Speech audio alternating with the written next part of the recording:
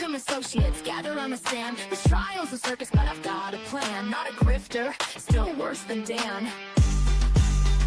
Hopscotch squares, don't trip, don't fall. BK in a felony, I've heard it all. Shake it, magic 8 ball. Tell me the truth, will justice call? Me be the diva, she's running the show. To Capone and Meg, yeah, everybody knows. Fact or fact, well, nobody knows. What the corn echoes as the chaos grows. My credibility left in a vehicle. Hopscotch squares, don't trip, don't fall. BK in a felony, I've heard it all. Shake it, magic 8 ball. Tell me the truth, will justice call? What the corn echoes as the chaos grows.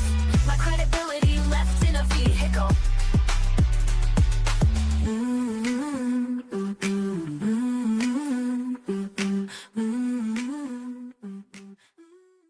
I was sleeping.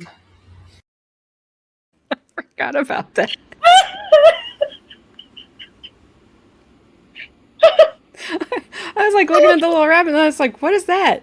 I put that in there, but I forgot about it. Don't ever take it down.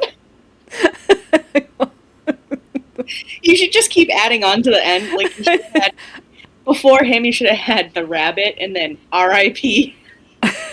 Broderick and then him. Dan is sleeping.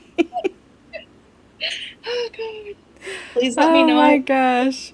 You guys hear an echo with me, please. Yeah, it won't be me, so I will not hear chat. one. Let me know. Hello, Christine. I know you were here early and said hello, so hello. Don't know if you're hanging around or if you'll be back like you were last night. Thank you for the raid, Squid. Appreciate it. I am not sure about that, Flashman. I don't know. What's up, Bad Dazzer? Don't answer that. Hello, Bad Dazzer.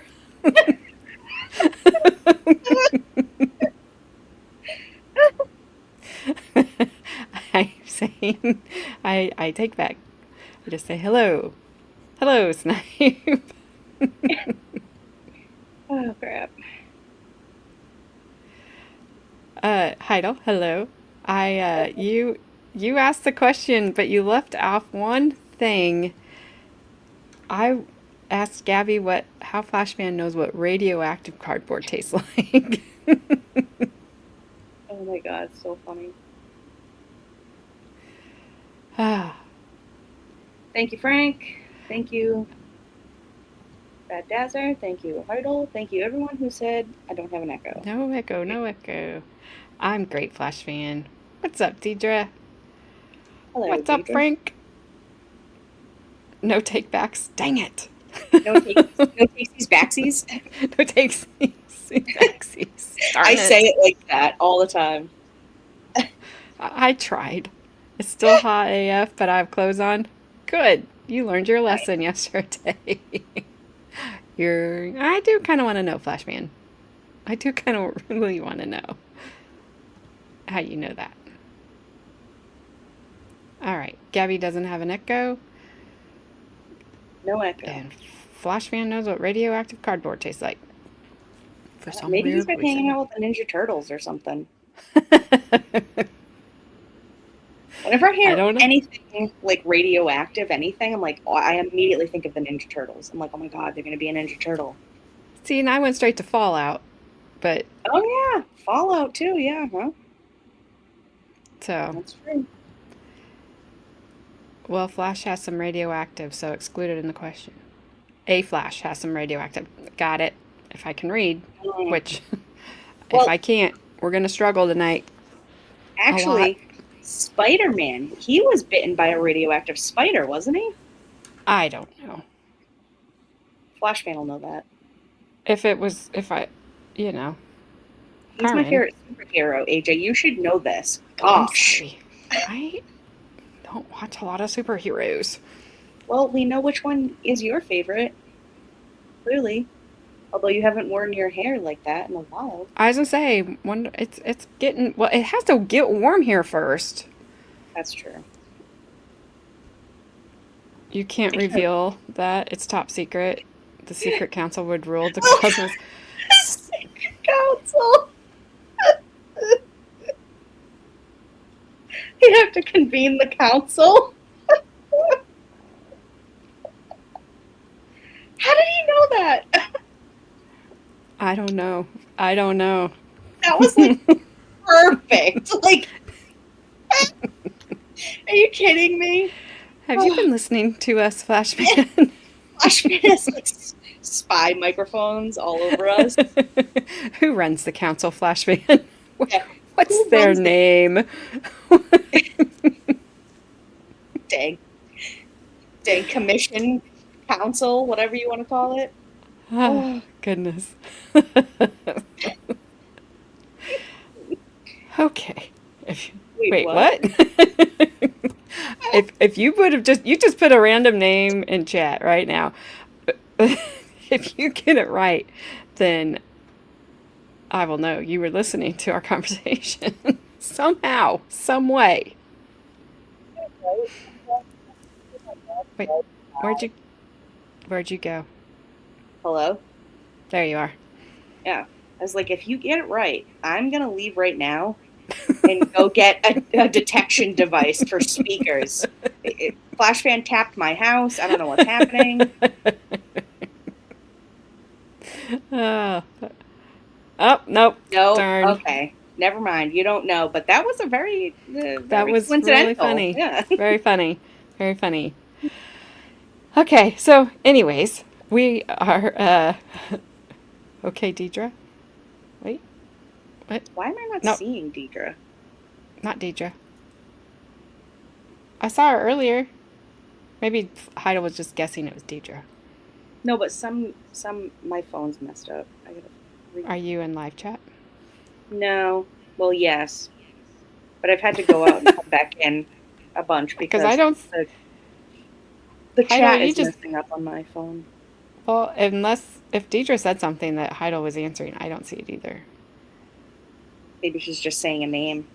That's what I thought. But maybe. Yeah. Just playing. Thanks. She's like 40 years later, and we're just sitting here wondering, did she tap me? What is happening? She's like, gotcha, bitch. Pretty much. All right, so we are going to wrap up this trial today. It's the end, it's the finale. You'll have all the answers to your questions, possibly, maybe. We first have to torture ourselves with the rebuttal from the prosecutor, but it's not Bueller. It's the other guy that always looks annoyed and sighs a lot. Yeah, like, do I have to ask them again if they know where Derris was on the night of the incident? Yes, I guess, because the guy next to you keeps telling you to ask that question. Remember the sign judge? What could possibly go wrong now? There's a lot of things.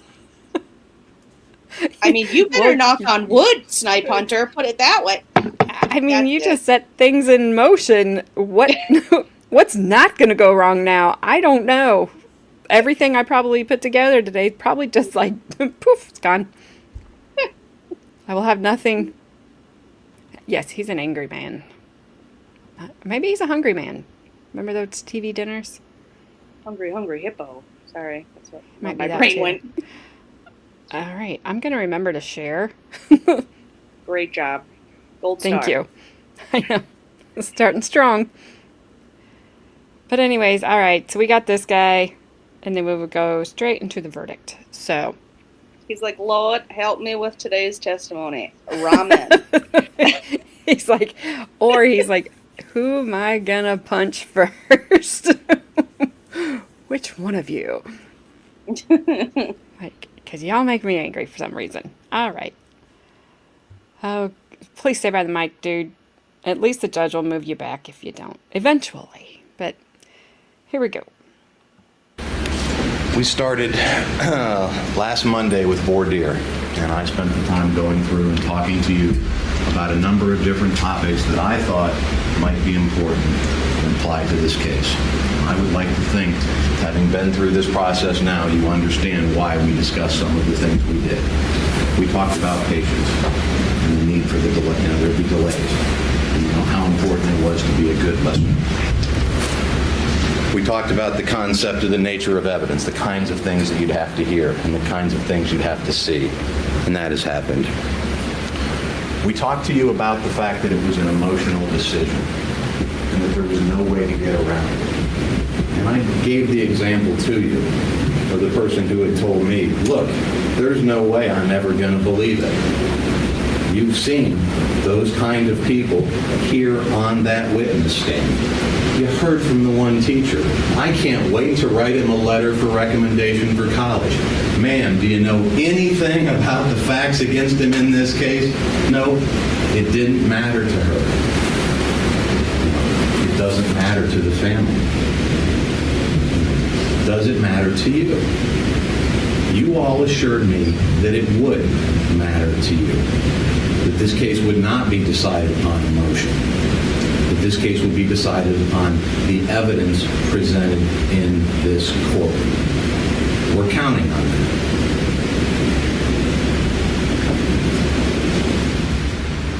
Having seen the evidence that the defense put forth, you now understand why that was so important.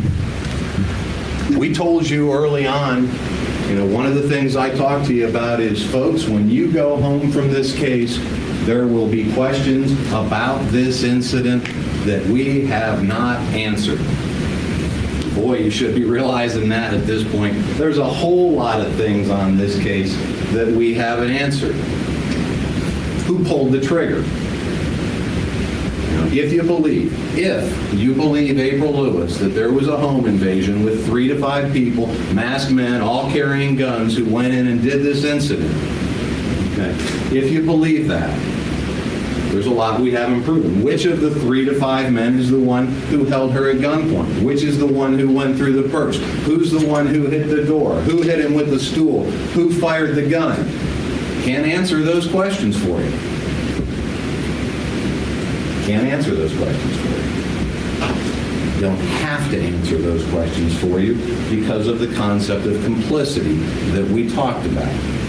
If people get together and do an act together, it's not necessary that each person do every act that constitute the crimes, as long as all of the elements of the crimes are done by people who are acting together. So when those 3 to 5 men went in the house, it doesn't matter which one went through April's purse. They're all guilty of April's aggravated robbery. It doesn't matter who went through Dennis's wallet on the floor. They're all guilty of aggravated robbery. They're all guilty of the burglary. They're all guilty of kidnapping, whether the one that held the gun to her head or not, because of the concept of complicity.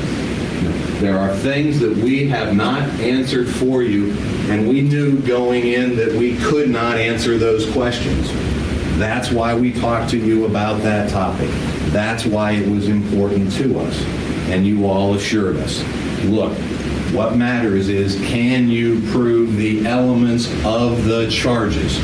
Not can you answer every question about what happened, but can you prove the elements of the charges? If you believe April Lewis, there is no doubt that an aggravated burglary happened that night. There was a trespass in an occupied structure with a purpose to commit a criminal offense, and there was physical harm and threats of physical harm, and there were deadly weapons involved. It's an aggravated burglary. The issue is who did it. The aggravated robbery, it's the theft, committing or attempting to commit a theft offense, whether you get any money or not. It's committing or attempting to commit a theft offense while armed with a deadly weapon and using that deadly weapon or brandishing it while committing the offense. Again, if you believe April Lewis, there's aggravated robberies of her and of Dennis Lewis that night. Kidnapping, restraining someone by force or threat with the purpose to facilitate the commission of a felony. They put a gun to her head and said, don't move, so that they could finish the aggravated burglary and aggravated robbery. The kidnapping is there, if you believe April Lewis. Okay? That's it. Those are, Those are elements of those charges. Those are the things that we have to prove. I don't have to prove who pulled the trigger. When you apply the law of complicity, that's not something that's required. Those men went in the middle of the night, armed, masked, with mayhem in mind. The state, to get an aggravated murder conviction, does not have to show that they wanted to kill Dennis Lewis, that they went there intending to kill Dennis Lewis. Those aren't elements of the charge. Those are not things that we have to prove. Hold us to what we're required. Don't make us prove stuff that we don't have to. You'll get an instruction about purpose. There's a specific definition. There's a further instruction on purpose. If a wound is inflicted with a deadly weapon in a manner calculated to destroy life, the purpose to cause the death may be inferred from the use of the weapon and all other facts and circumstances in evidence. When you shoot somebody through their vitals, you're trying to kill them. If we had to prove that they went there wanting to kill him, we wouldn't be here, because we can't prove that. Most robbers don't want to kill. Willing to kill, take the tools to do it if necessary, but do they want to? No. Wanting to and purpose are not the same thing. Planning to do it and purpose are not the same thing. They took the tools, they were willing to do it, and when the time came that it needed to be done, they intentionally took his life by firing a gun that went through his vitals. Purposely, intentionally done. During the commission of all those felonies, if you believe April Lewis. Now, I want to talk about some things that I want to talk about a couple other things that we talked about in voir dire. We talked about credibility.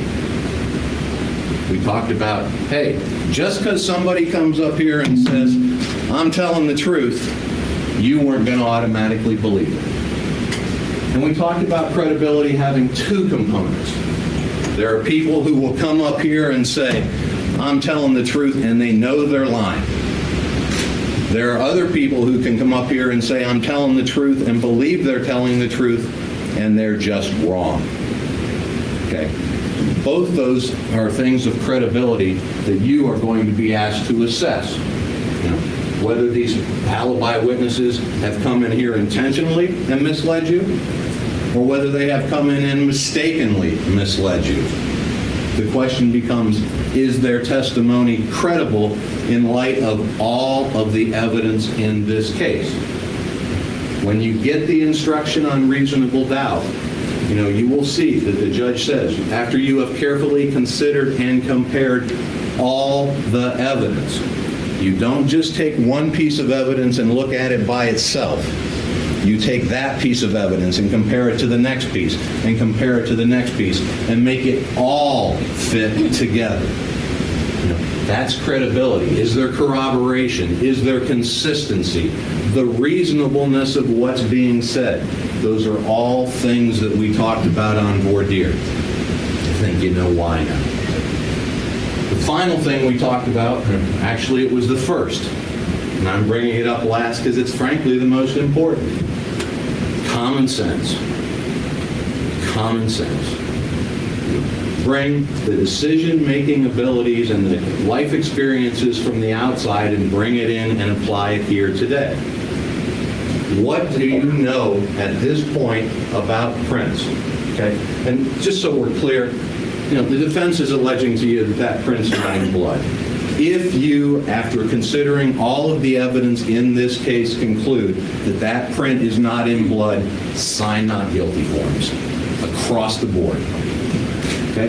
If you think that print is not in blood, sign it. Okay?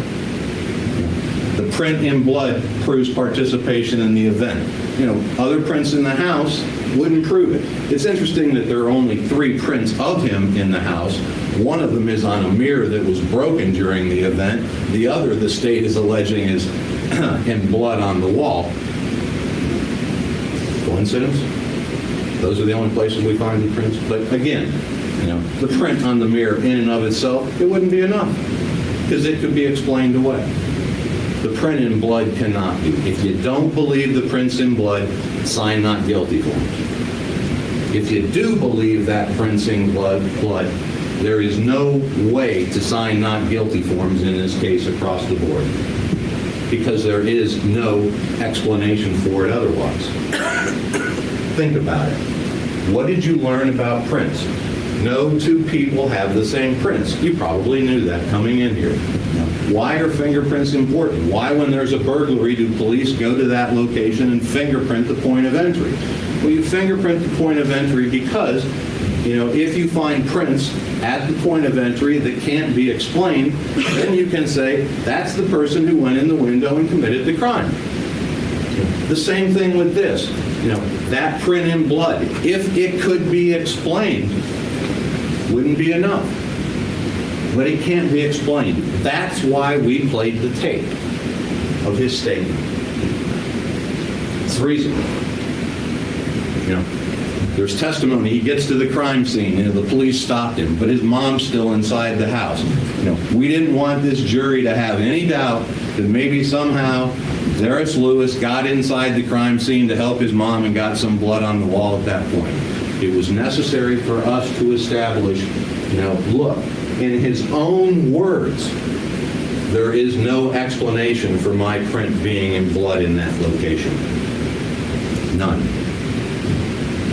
Identical twins do not have the same prints. They have the same DNA. They do not have the same prints. What did you hear with respect to that print evidence in this case? You heard from Detective Snyder and from Detective Burton. They are veteran, experienced crime scene search unit detectives. They've done this over and over and over again for year after year after year. Did you hear anything criticizing their credentials, their training, or their performance in this case? No. Nothing. They're good at what they do. They've been around. They know the value of a print in blood. Their training and their experience is in developing latent evidence at crime scenes. They have experience seeing ridge detail. Look at the photos in that place and think, my gosh, why did the police, out of all of the places in this, all of the blood in this place, why did they only cut it out of those two locations? When you look at the two locations, the one that there was no print of value on, it looks like a handprint. That's one you cut out. Because remember, if in doubt, you cut it out. You make sure. They're not the ones who do the analysis. That's done by latent print examiners. But if there's any doubt that it's there, they're going to pick it up and collect it. They spent 2 days at this scene. Now, this wasn't some rush-in, rush-out job. They took all kinds of photographs. They took swabs from multiple locations. And other than the door handle, it all comes back as blood. Why do you think they cut that out if they didn't see the ridge detail they testified to? Do you think they came in here and told you those things for no reason? To cover for themselves? Why? You heard from Althea Young. She's been a homicide detective forever. She's been to special training for blood evidence. Regular course, advanced course. Why? Because blood's important when you're doing homicide work. What did she come in here and tell you? I looked.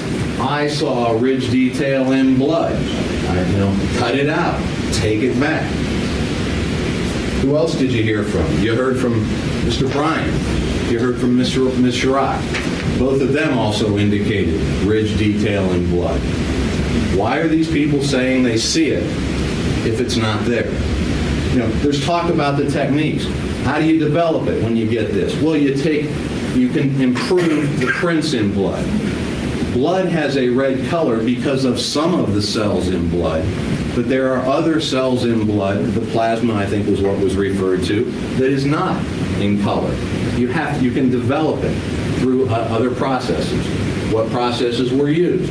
Anhydrous, amino black. That was how it was testified. It was testified that's accepted in the field. Did you hear anything to contradict that they did it the wrong way? No. You know, you hear talk about, well, you didn't take photographs, you don't have photographs on the wall. Folks, they did take a photograph of the print. They took a photograph at the photo lab at CPD where the equipment is to do the kind of photograph that you could to make a ridge detail analysis. You know, you don't do that off of a 35 millimeter at a crime scene. That's not the way it was done. They told you how they did it. Did you ever hear the process criticized? No. The print people came in here and said, that's the analysis, 16 prints, 16 points. It can be reviewed. You know, our work can be double checked. What did they have? They got Mr. Bryan up on the stand. Did you see him?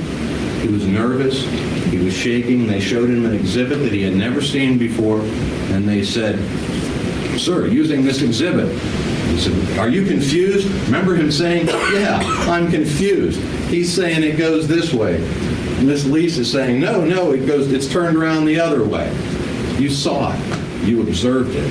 And then they ask him the question, well, is that where it is? Well, yeah, I don't see blood there. And that was it. That evidence is there in front of you. That is part of his testimony. Don't forget the rest of his testimony, that he did in fact see ridge detail and blood, that he did see those things when using the actual exhibits. Now, if that's all we had, you know, if we didn't have Snyder, if we didn't have Burton, if we didn't have Althea, if all we had was Mr. Bryant, based upon the skilled cross-examination, I mean, he saw a man that was nervous and shaking and said he was confused, and he followed up on it. Good for him. We brought in Kim Chirac the next day. You know, he wants to characterize her as an assistant. Did you hear her say she was an assistant? She's another latent fingerprint examiner employed at the Columbus Police Department, just like Mr. Bryan. And she got up, only this time not using exhibits that she had never seen before. She took the actual photograph, B92, and she took the cutout, and she walked in front of you and pointed out to you in this red substance. Now, obviously, they're testing down here in the thick part, but where she testified that print was found is in that red substance. Do you believe that red substance, where that print was found, is semen, sweat, saliva, or some food product? You know, use your common sense. All of that red on the wall is blood. And where she points to that print being is the red substance. Latent prints are chance prints. They're fragile. You can't have a print and then swipe across it and still have the print. The existence of this print in the swipe tells you when it was placed there. The fact that it's in blood tells you when it was placed there. How did they cross Kim Chirac? Well, would it surprise you if Mr. Bryan said something different? Why not go after her? I mean, when she used the real exhibits, it's not in blood, they want you to believe. You know, ladies and gentlemen, when CPD got the results on February 7th, shocked.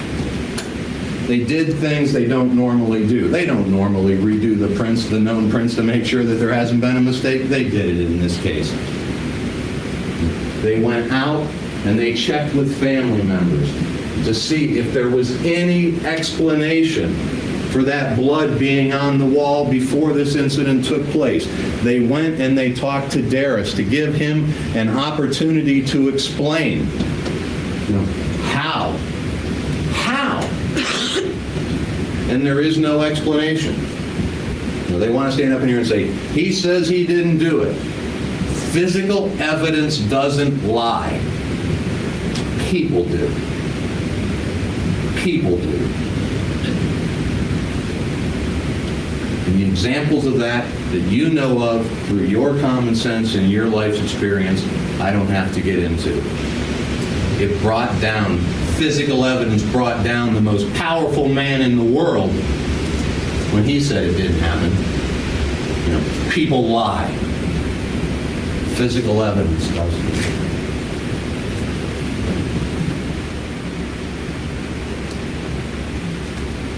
Ladies and gentlemen, as I said, if you don't believe that print's in blood, go home. It's not guilty. If you believe that print is in blood, as I submit you should, then what the state has proven through that print is murder. That's all the print proves, is murder. It proves that he participated in purposely causing the death of another. That print does not prove that there were 3 to 5 people in that house. That print does not prove that there was an aggravated robbery. That print does not prove that there was a kidnapping. That print does not prove that there was an aggravated burglary. That print proves he was involved in the causing the death of his brother. It's in blood. He was there at the time it happened. Everything else comes from April Lewis. Everything else in the family. If you believe April Lewis, along with the print, is guilty across the board.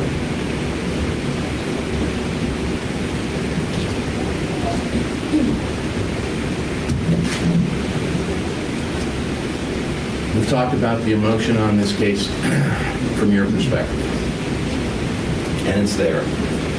This has been a difficult case for Mr. Mitchell and I. It is not usual as a prosecutor to not have the support of the victim's family. You saw Diane Lewis on the stand and how she reacted when I started talking to her.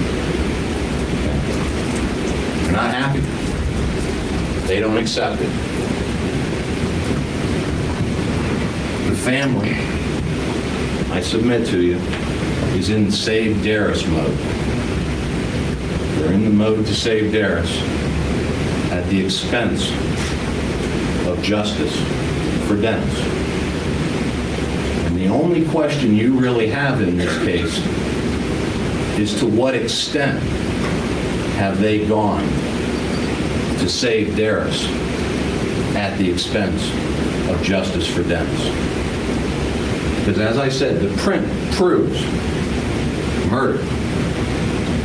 But it doesn't prove that other stuff. That other stuff has to come from you believing April Lewis, that there was a home invasion in the early morning hours.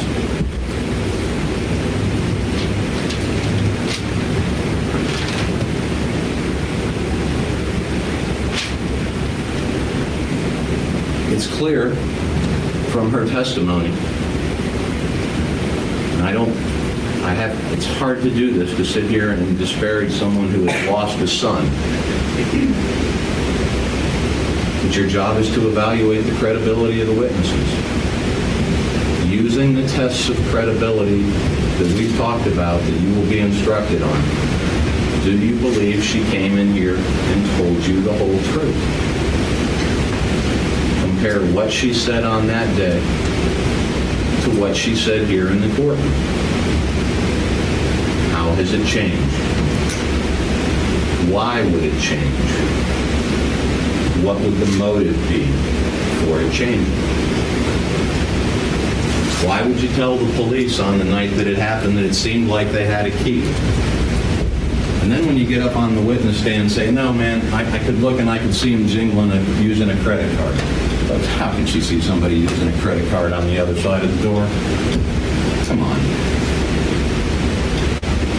Why would she change? Why would she back off from it seemed like they used a key?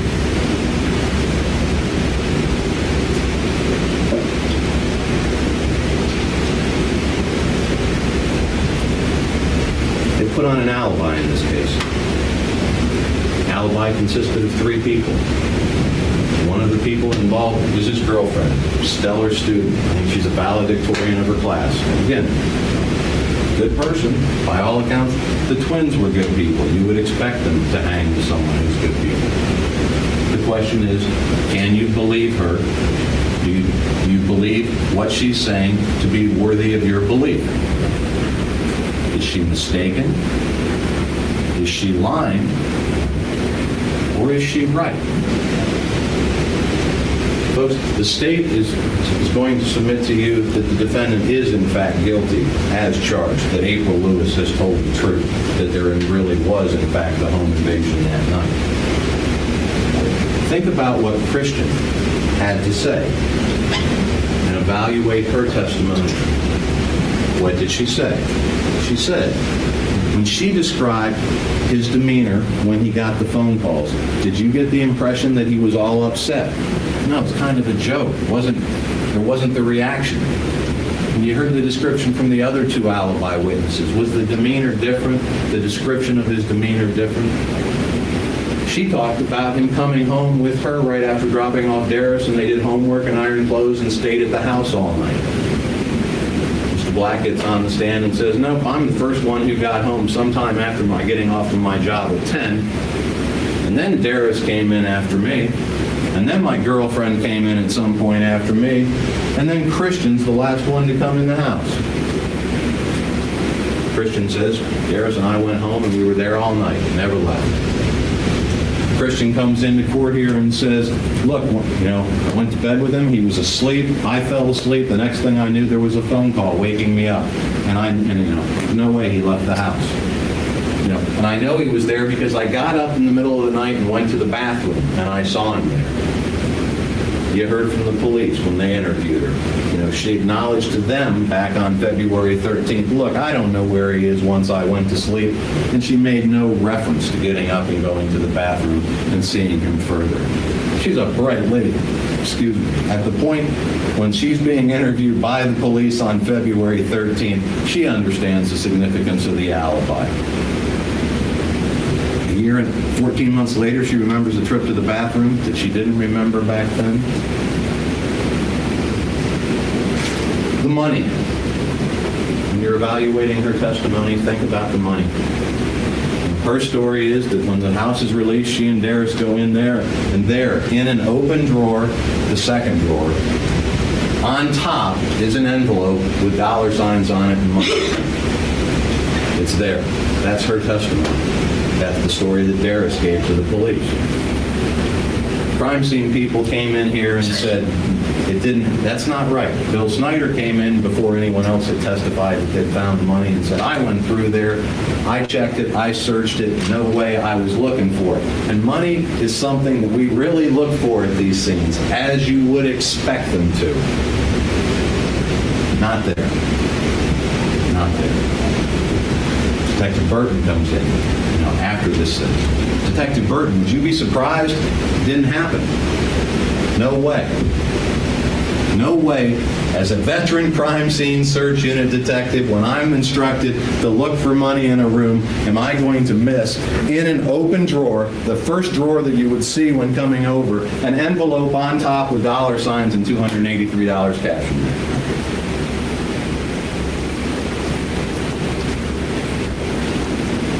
Credibility. Is she backing him?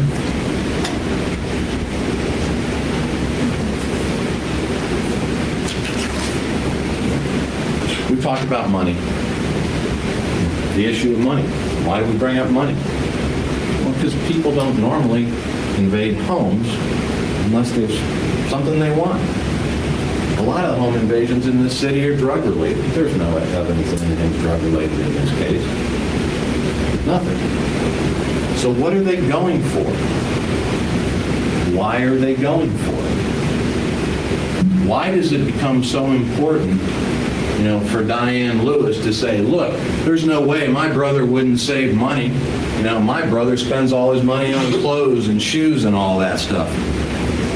Why is it so important for the family to establish that he wasn't saving money? Because if he's saving money, he would know. He would have the knowledge for the motive for doing this case. You don't drive down the street and look at that house and think that that's a place that you target for money from the outside. Why? No, he never saves money. He doesn't save money. And first question on cross, ma'am, you just said he found an envelope that he was saving money. say it's his. I mean, why? Why contest that? Save Derris. Save Derris.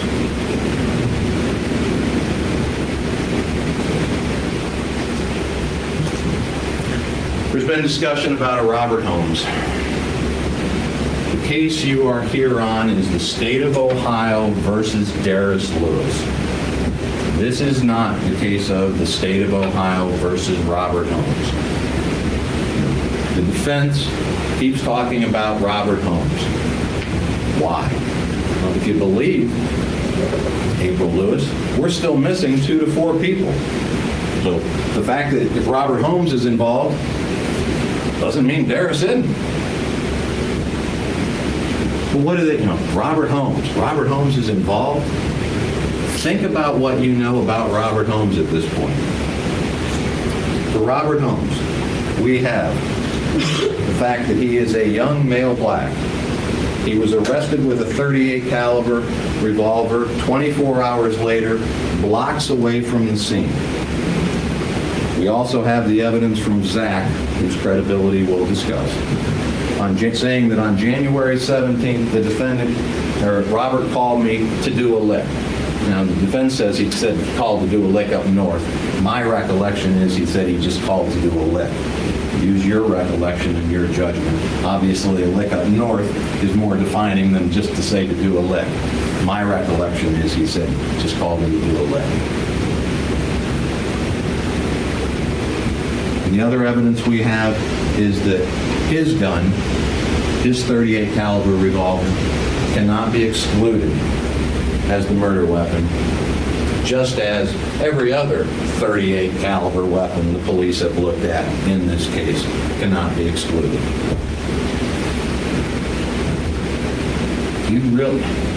How would you feel if I stood in front of you and said, ladies and gentlemen, convict Robert Holmes because he's a young male black, there are no eyewitnesses to the case, there's no physical evidence to the case, because he's a young male black with a gun in that area, he's guilty of this home invasion and this ag murder.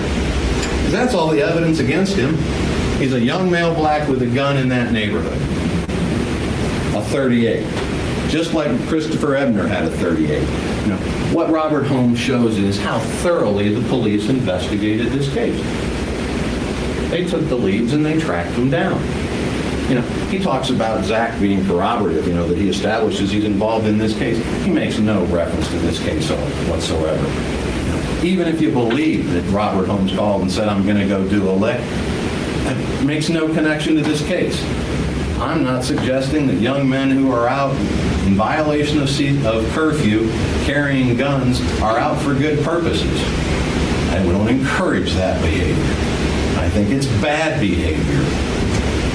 But does that in and of itself suddenly say, okay, you're guilty of the murder at 1161 Loretta?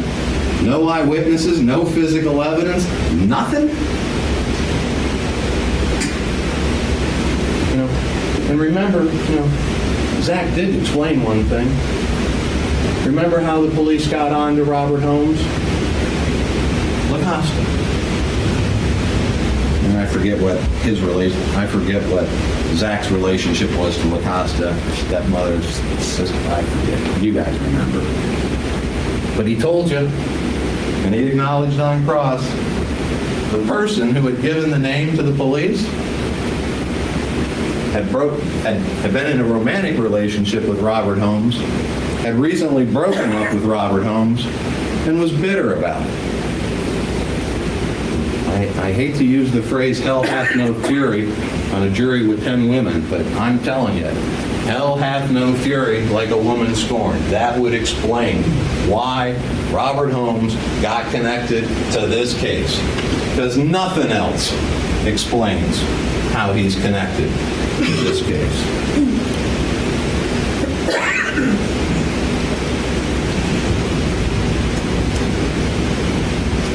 The defendant was not a suspect.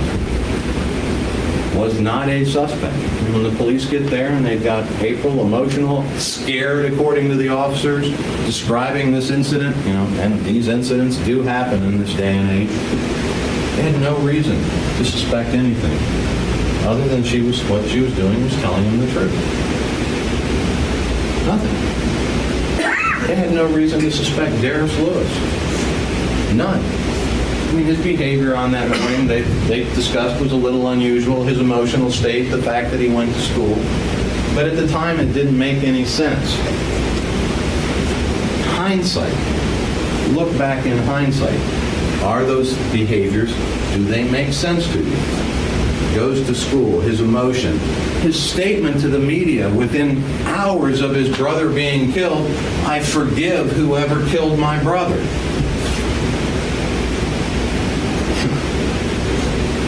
Is that normal? The money being found. The money being found in the dresser.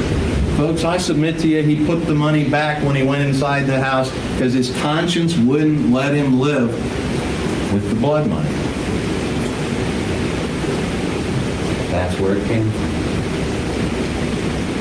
He goes alone to the home on January 18th. He's got these offers to take him. Doesn't go.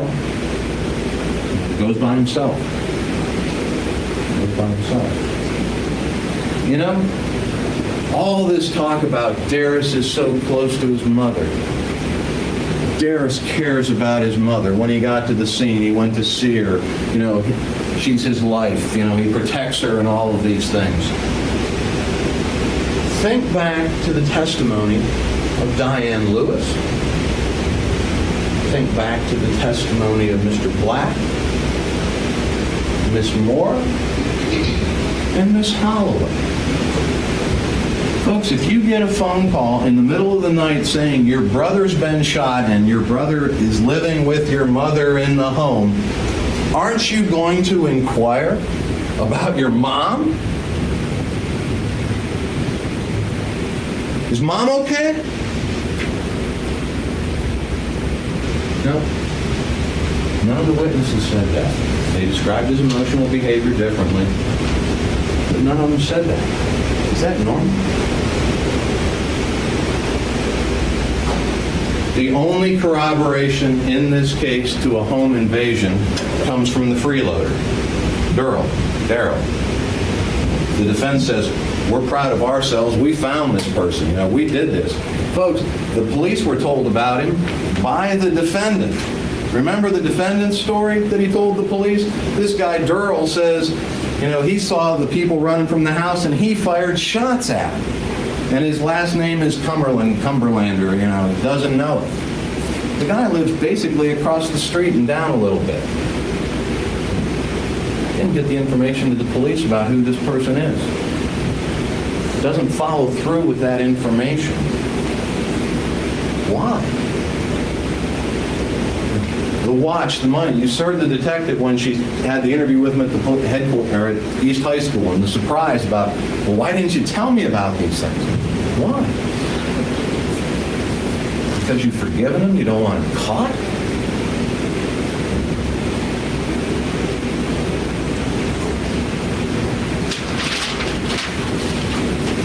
He says, Neiman gets up here and says, you know, they went to the basement. Folks, I submit to you, there's no evidence these people went in the basement in that house. The disarray on the stairs is explainable by the fact that there was something going on in the stairwell. That's where the body's found. There's blood on the wall there.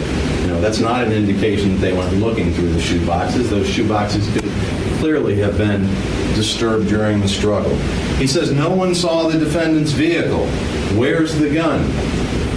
No one saw any vehicle. No one saw any vehicle. No gun's been recovered. You doubt a gun was used? By the time the police figured it out, it's a month later. He's not stupid. He's not stupid. A month later.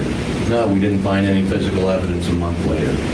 We found all the physical evidence we needed on January 18th. We just didn't realize the value and the importance of it until the examiners finished their job.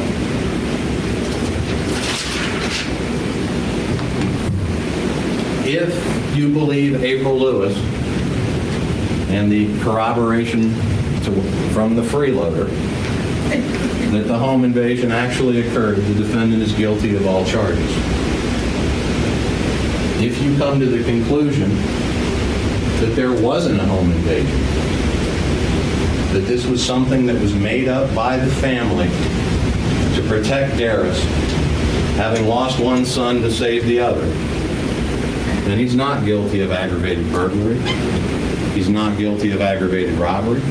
He's not guilty of kidnapping. He's guilty of murder for intentionally causing the death of his brother. There are things, when you look at the statements, of the family to analyze, you're going to have to decide whether you believe them that the home invasion actually took place. I can sit here and point out things that support it, and sit here and point out things that don't. Making a 911 call when you haven't gone over to the house, when you haven't talked to anybody, claiming that you could hug him and not get blood on him.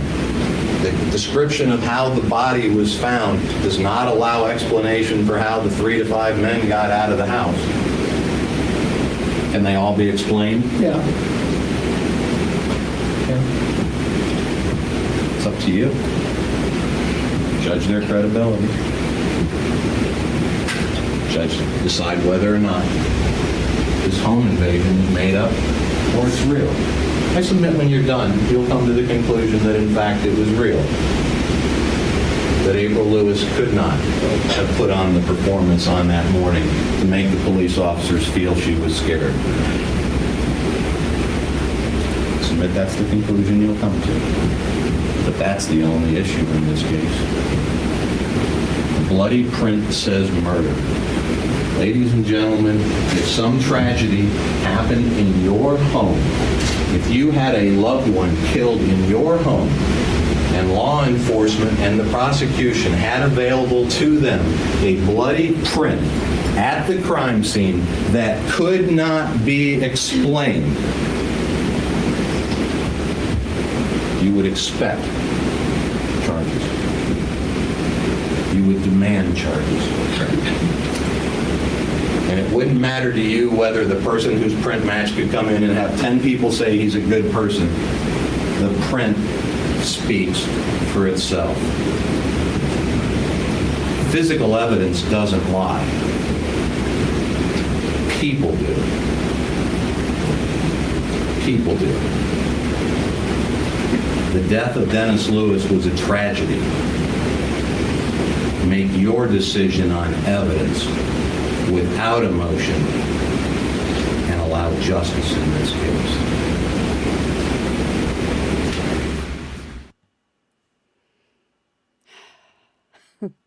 I've been sitting here and decided I probably can never be a juror because, yeah, they are people. Good point, Bad Dazzer. I think I wear how I'm feeling on my face it's hard for me to hide it. And,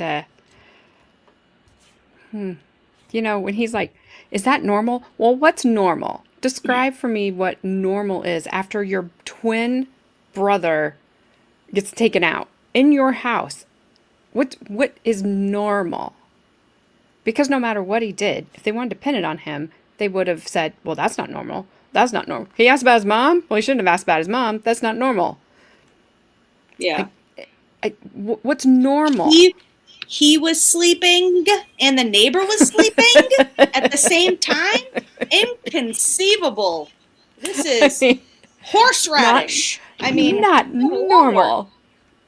You've got your detective saying she saw the print but you notice he didn't say that because their fingerprint guy said it was a latent print, which means she couldn't have seen it.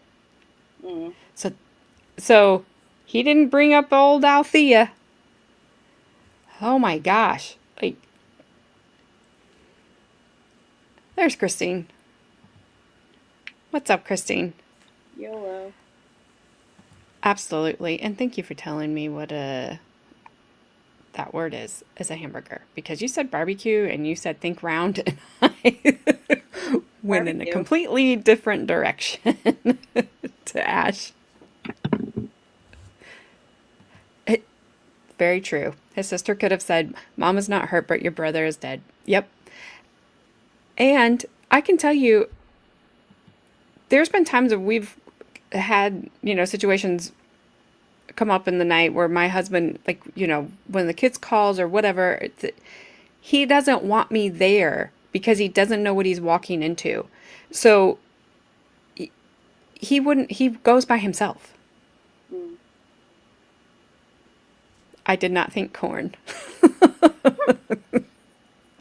I really just I had to quit thinking because it was long and knobby. Who said that? Snipe, knock that off.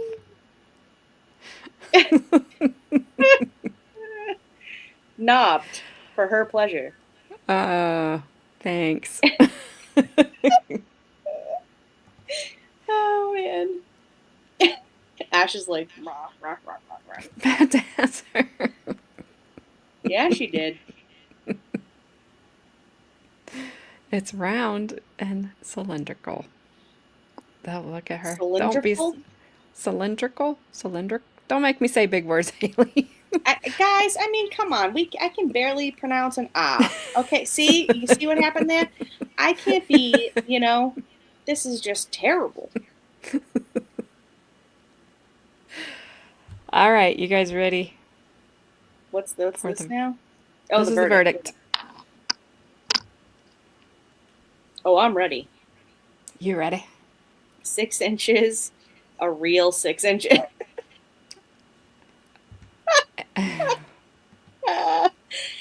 Words are hard, Gabby. See? They're Mama hard for me knows. too. What'd you say? She won't tell us specifically. Specifically. Let's go. So am I. Ready? All right. Here we go. Okay, shared it. I had to make sure. I received a notice from Carla this morning that one of our jurors had advised her that her sister-in-law had passed overnight. The sister-in-law was ill, but it was more like a sister to her as opposed to just a distant relative, and she resides here in Columbus. I did briefly extend my condolences to her and tried to make a determination of whether or not she would be ready to continue with deliberations. Her concern is that her ability to concentrate. I'm going to have her brought in so that we can make a record of her situation. And then we will make a decision of how to proceed. I think in order to do that, I will bring the rest of the jurors in and then make an inquiry, number one, about, after we speak with her and make a decision with respect to excusing her or allowing her to have sufficient time to be with her family and to make arrangements for her sister-in-law, whether she would be available to come back in a composed manner and be able to continue deliberations. And then I'll bring the jurors in to make a decision about what we do there. Of course, during this process, we're going to have some decisions made by both sides as to how you want to proceed, and are you willing to allow this to proceed in a certain way. Needless to say, this case has consumed a lot of energy, a lot of time, and it's unfortunate that we find ourselves in the situation with the juror. But those things happen, and to the degree that we can, I certainly would like to allow this jury to make a decision in this case. But human affairs being the way they are, we will make decisions in accordance with what we have to do. Anything on behalf of the state before we bring in the juror in? No, thank you. Anything on behalf of Mr. Lewis? Not before we bring her in, no.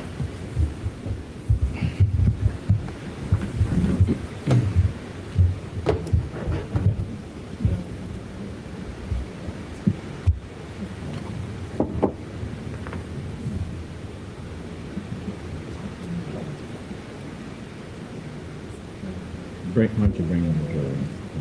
Thank you.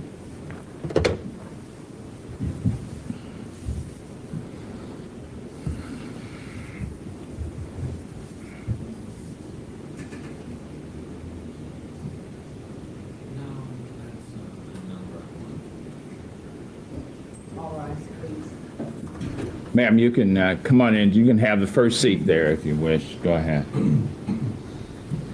You may be seated. Good morning again.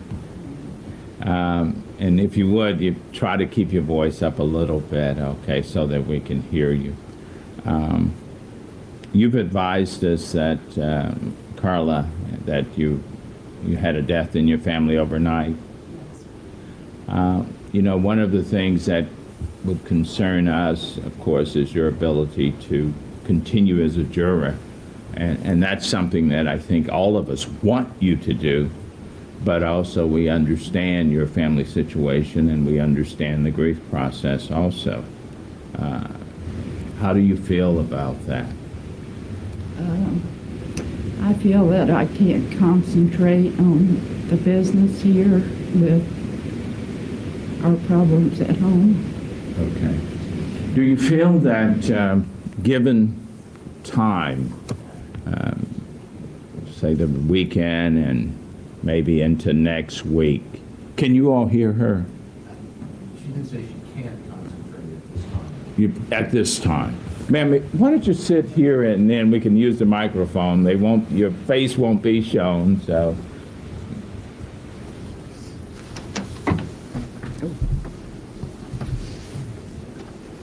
Okay. Make sure I turn this on. Okay. Now, if you would, you said, go ahead and repeat your answer if you would. I feel I can't concentrate on the business at hand here with our situation at home. Let me ask you, with respect to that, do you feel that if given time, say next week, you would be able to come back and concentrate at that time? I don't know. You don't know? You know, I understand that your sister-in-law had been ill for some time, correct? Yes. Okay. And she was like a sister to you? Yes. Okay. And, you know, with the situation the way it is, do you, I guess I'm trying to push it a little bit to see if at all possible, would you be able to maybe compose yourself and be able to proceed next week if we gave you time? I just don't know. You don't know? That's something you'd have to decide then? Yes. Okay. All right. Any questions on behalf of the state?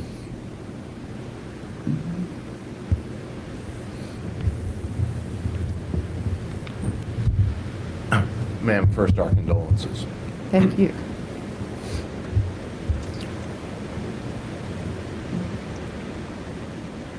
This person who passed, you were very close to this person, Yes. spent time with them on a fairly regular basis, Yes. were part of your regular routine, seeing this person. Yes. For the last 42 years. Thank you. Mr. Neiman, any questions on behalf of Mr. Lewis? No, we have no questions. All right. Ma'am, if you would, if you can go and wait in Carla's office, okay, if you would. Thank you. Thank you so much, and again, the court extends its condolences, and If there's anything that we can do to make things better for you, please let us know. Thank you. All right.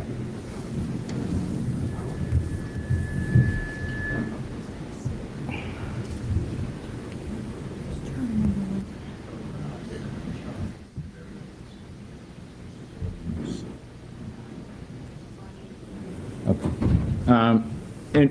Anything on behalf of the state? Not at this point.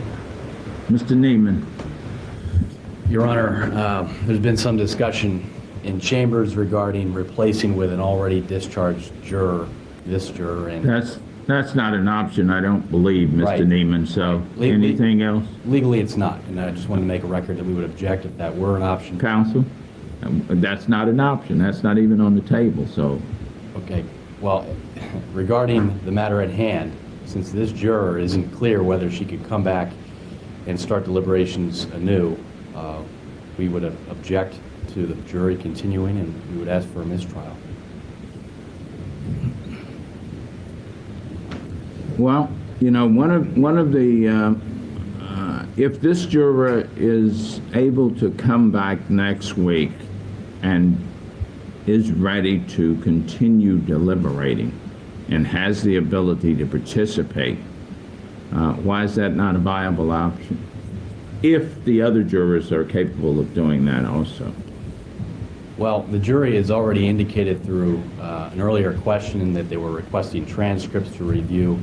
I think the possibility that jurors may forget some of the testimony if we're going to wait another week. Also, the possibility of being exposed to media exposure increases over the weekend. We have these concerns, and I think taking a break at this point would not be in the best interest of my client. I can certainly say that. Mr. Stant? It's my understanding that the defense is requesting a mistrial in this case. They do not wish to proceed with 11 jurors, is my understanding. That is correct. And they are affirmatively requesting the mistrial at this point. We are, given the fact that that juror said that she's not sure she can continue next week, even if we were to do that. Then we're not objecting to their request for a mistrial.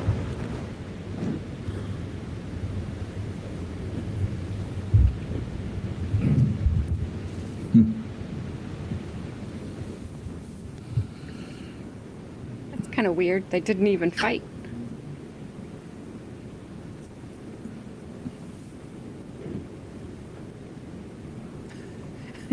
The judge is like, I might throw this at you.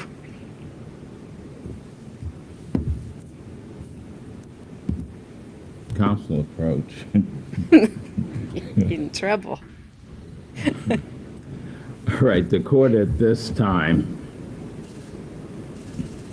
as much as, time and effort, and I understand that, but human affairs are human affairs.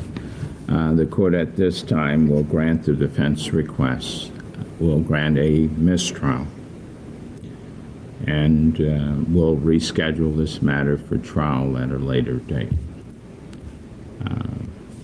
I'll bring the jury in to advise them of what we're doing.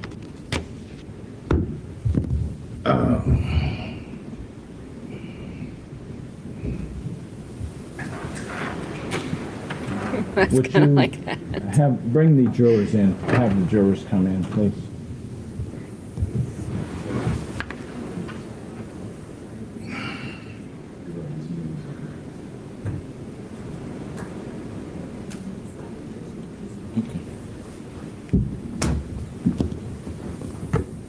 Bring the jurors in, please.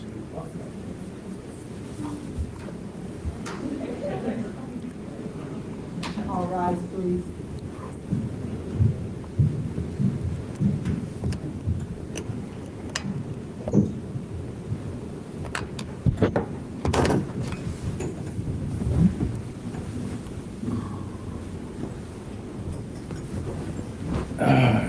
You may be seated.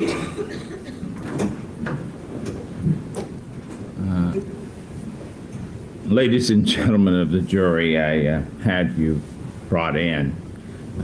As you know, I stuck my head in the door and advised you all that your jury mate would not be in with you for a while and to just hold everything until we talk to you later.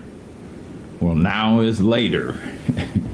At this time, I'm going to advise you that because juror number 6 will not be able to continue in this matter because of family situation, the court has declared a mistrial in this case. Basically, that means for you, the case is over. We will reschedule this matter for a trial before a new panel at a later date and have another trial in this case.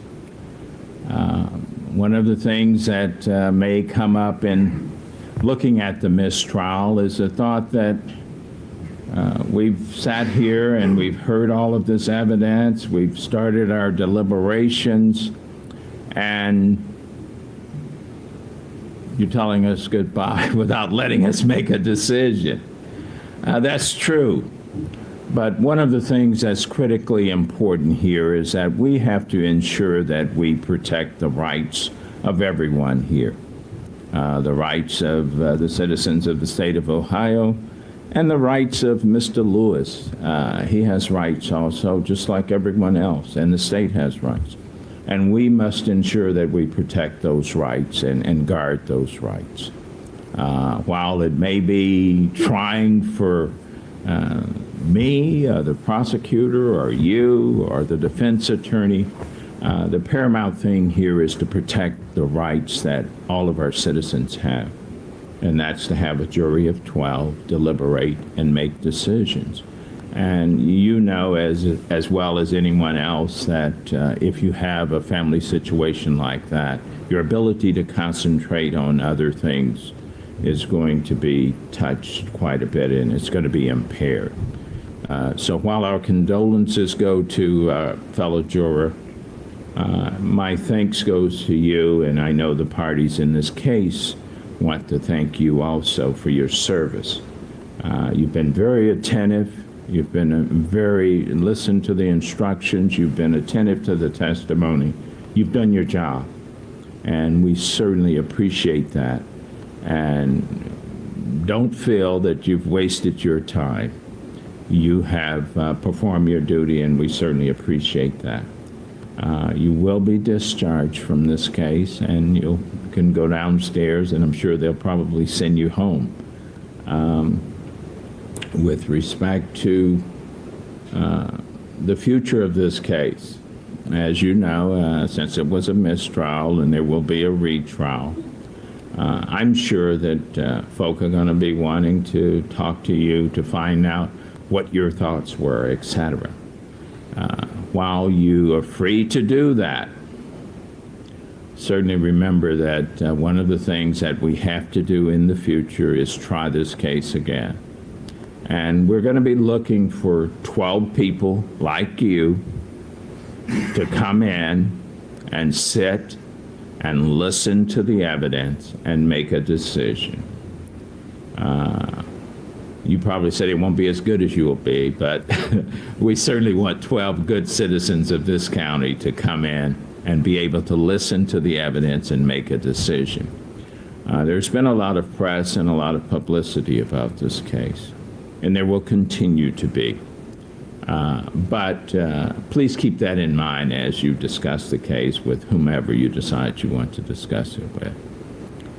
With that, anything on behalf of the state? Thank them for their service. On behalf of Mr. Lewis. Thank you very much for your service. We apologize.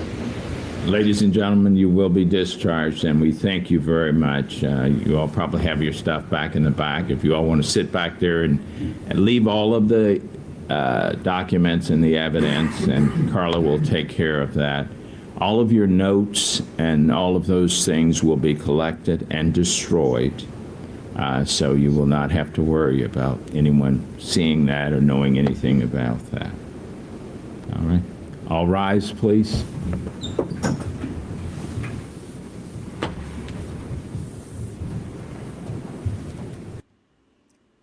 I have no idea what they talk about for the next 6 minutes, but I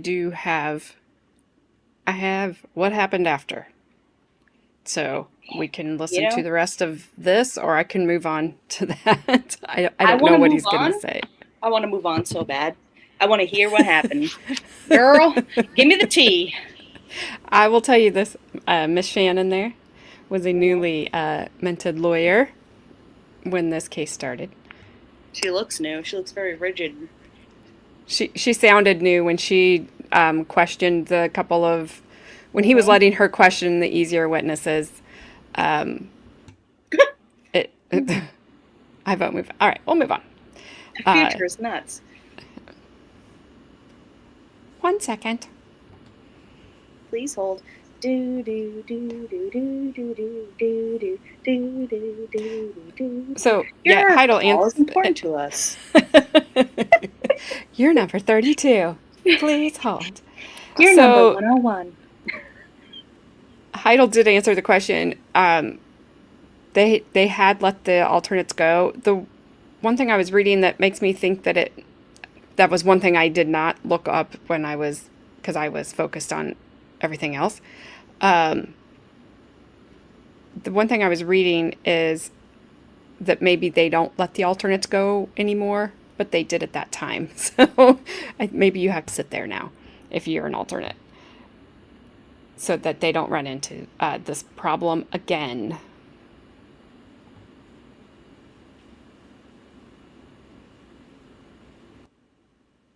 No. Snipe. Remember when you said, what could go wrong? Yeah. Thanks a lot, Snipe. No way.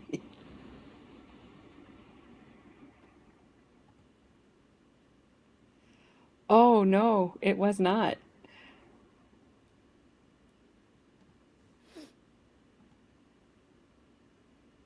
It can't. I worked really hard on this stuff, and it's telling me it's not here. Snipe is like, I knew the future. Give me a sec, because Gabby will keep you entertained for just a minute. Do do do do do do do do. I seriously don't have any idea. I had this weird feeling that something weird was going to happen when Snipe said that, and now it did.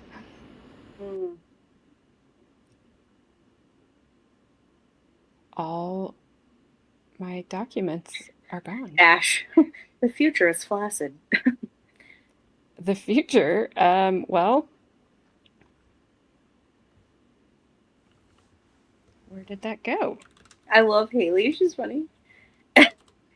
Speaking of WD-40, it's good for getting sticky labels, etc. off plastic. Thanks, Mom. Really? I just want to... Oh, hang on. What is happening?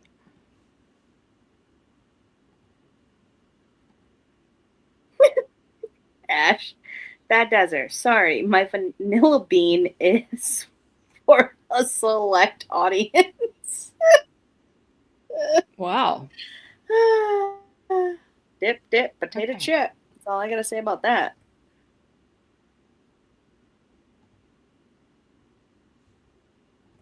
Okay, so all right.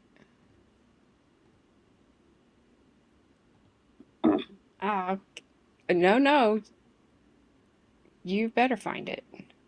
I mean,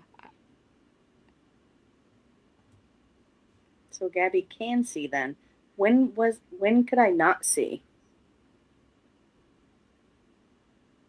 Sometimes, Haley, when I close my eyes, I can't see. But only sometimes. Okay. Everything is here but the one that I want right now. Son of a bee.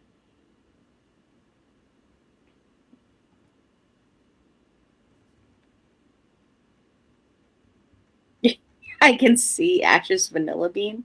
Yes. I do Super not vanilla. want to. I don't want to see Ash's vanilla bean. No offense, Ash. Damn, I can't make it Friday. What's happening Friday? Let me go back up. Fat Dazzler. Friday, 8 p.m. Mountain Time. Mama, wow. Y'all. She caught us, y'all. She's still here. iCup. Oh, very What's funny, iCup? Ash. ICUP. Oh. Ash is like rude. Son of a Oh, biscuit eater. All right. Well, give me 1 second. I'll figure out my way around this. Snipe. Snipe cursed us from the beginning, god dang. What'd you do? Why'd you do that? He's got like a voodoo dolls or something over there. I'm gonna have to, I just knew it was menstrual. That was all I meant to. Jinx. Frank says, do we get an alternate channel in the meantime? you Yeah. might need one. Yeah, you do. You're on hold still. You're caller number 101. We're only Okay, on 30. so I have no idea, but so I do have, this is kind of going backwards here a little bit. Bear with me because everything is out of whack. Yeah, Becks are with us, guys. Becks are with us. So this is before he went to trial. So the incident happened in January. This is May 14th of 2008. So I don't know when he got out because I know he was in juvenile custody because he was 17 at the time. Right. This one says that he's back in custody and they raised his bond up to $800,000. There was no way that he could pay that. $800,000? Good Lord. $800,000, and now he's 18, so he's going to be charged as an adult. So it just feels gross. He was originally charged in juvenile court because he was 17. So they're like, oh, look, now you're 18. So now you're an adult and now we're going to charge you. We're going to raise your bond and we're going to charge you as an adult. And you're looking at life in prison. Yeah, but how can they do that when when he was younger at the time of the crime? How can they do that? I have no clue. It shocked me too when I saw that. I don't know. But that's crazy. Yeah, that was crazy. I have got to find. The other thing that happened, so Brent Black was one of the witnesses. He was Christian's sister's boyfriend. Okay. Christian Holloway and Derris lived with her sister, Melissa Mora, and Brent Black. And Melissa Mora was, I think at the time of the trial, she had already had the baby. But so her and Brent Black had a child together. Yeah. So, why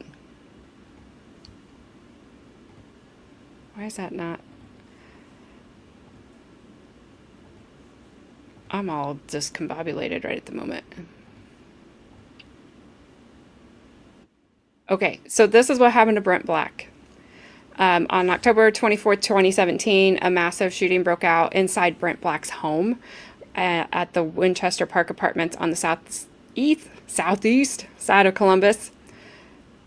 Melissa Mora had driven over to Brent's apartment. That's Christian's sister. Brent was also the father of her eldest child, which I think is the one they mentioned during this trial, accompanied by her 17-year-old sister, JoJo Holloway. While they were there, another man, 21-year-old Jordan Marquain, I don't know, Akins, was also at the apartment. According to court records and Melissa's later testimony, there was no loud argument or massive dispute happening beforehand. The men were just having a very quiet, short answer conversation. Melissa was standing in the kitchen when Aiken suddenly pulled out a firearm and opened fire, unleashing a hail of bullets inside the apartment. Dang. Jojo Holloway, 17, Melissa's teenage sister, was hit in the head, to put it Oh. nicely, and pronounced deceased at the scene. Brent Black, 31, who we saw testify, was hit in the head as well. Oh. When the first responding police officers arrived, they found him on the floor, still groaning, but in critical condition. He was rushed to the hospital, but succumbed to his injuries shortly after arrival.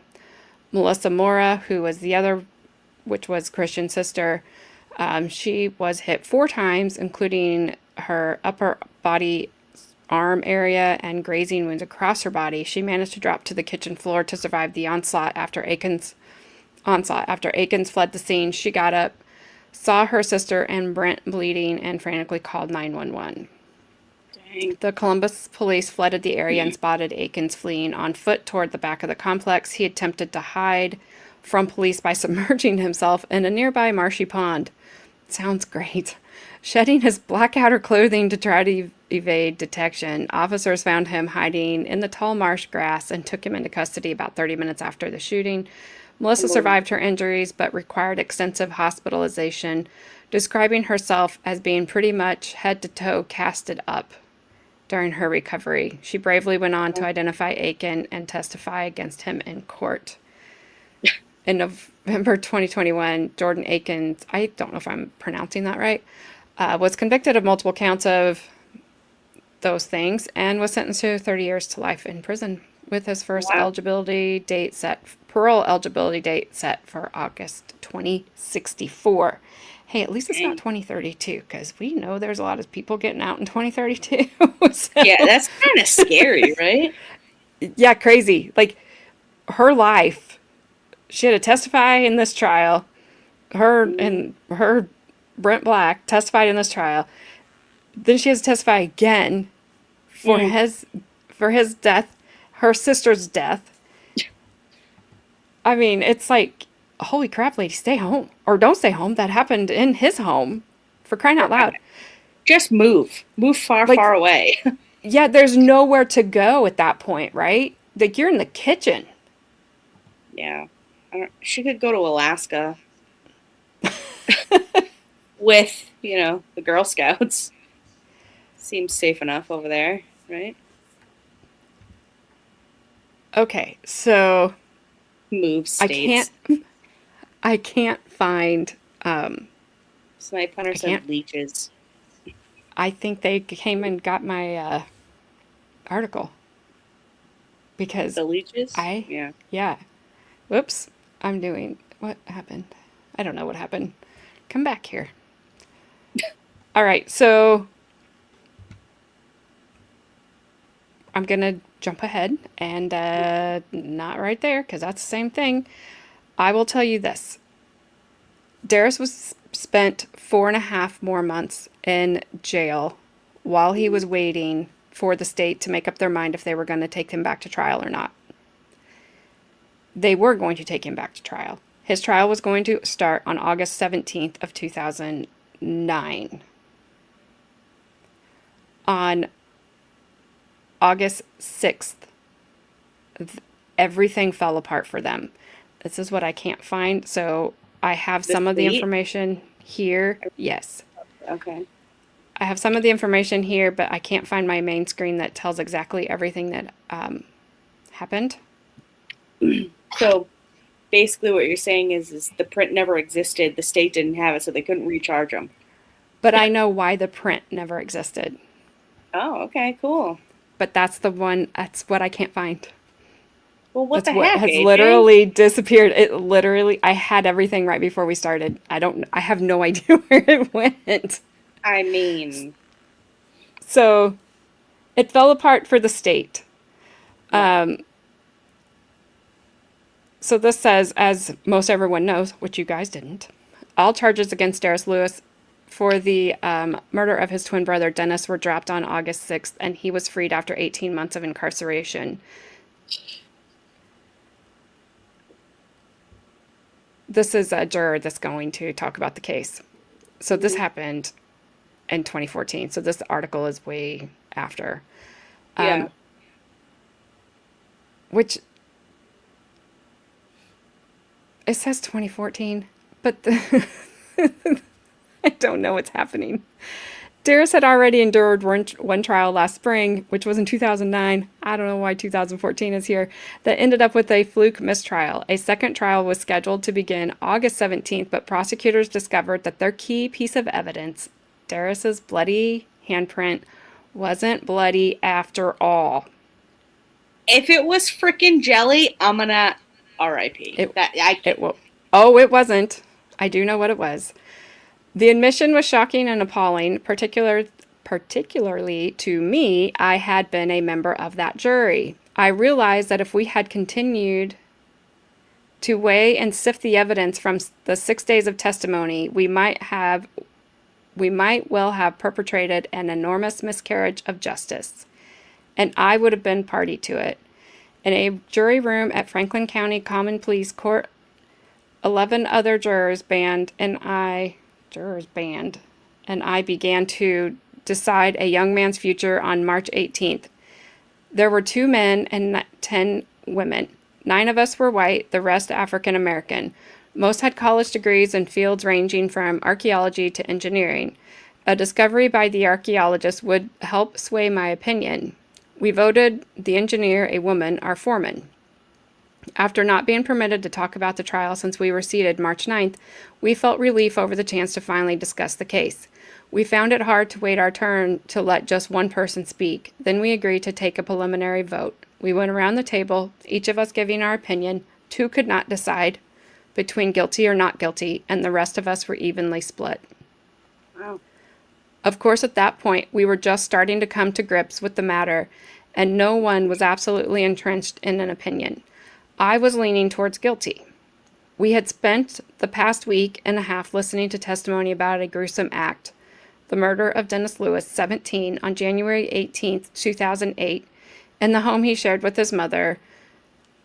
We all know the address. The prosecution said Derris did it. The defense said he was asleep at 797 Wager Street on the south side at the time, and that Dennis and his mother had been the victims of a home invasion carried out by persons unknown. Both prosecutors were seasoned. Doug Steed had a mop of hair that hung over his forehead, giving him a deceptively boyish look. He was all business, however, walking around the courtroom hunched over, his eyes tracing the floor, his questions succinct, and stern. Tim Mitchell, on the other hand, had a kindly demeanor and apologized for any problems his new hearing aids might cause.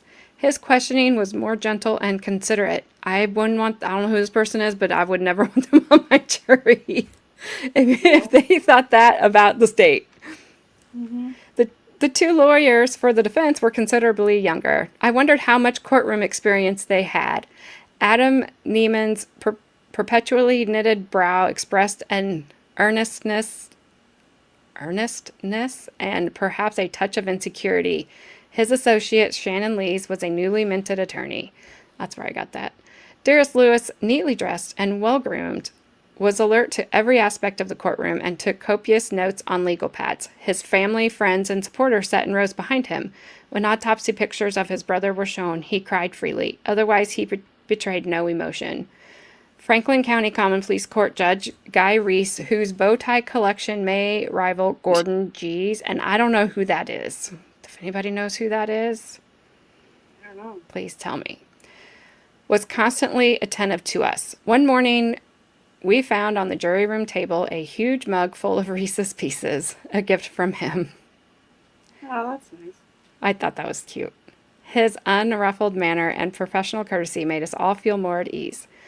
One twin murdering another seemed unbelievable, especially with Derris and Dennis. The defense presented a parade of character witnesses, teachers, and the band director of East High School, and the twin supervisor at Giant Eagle, who all attested to their being model students.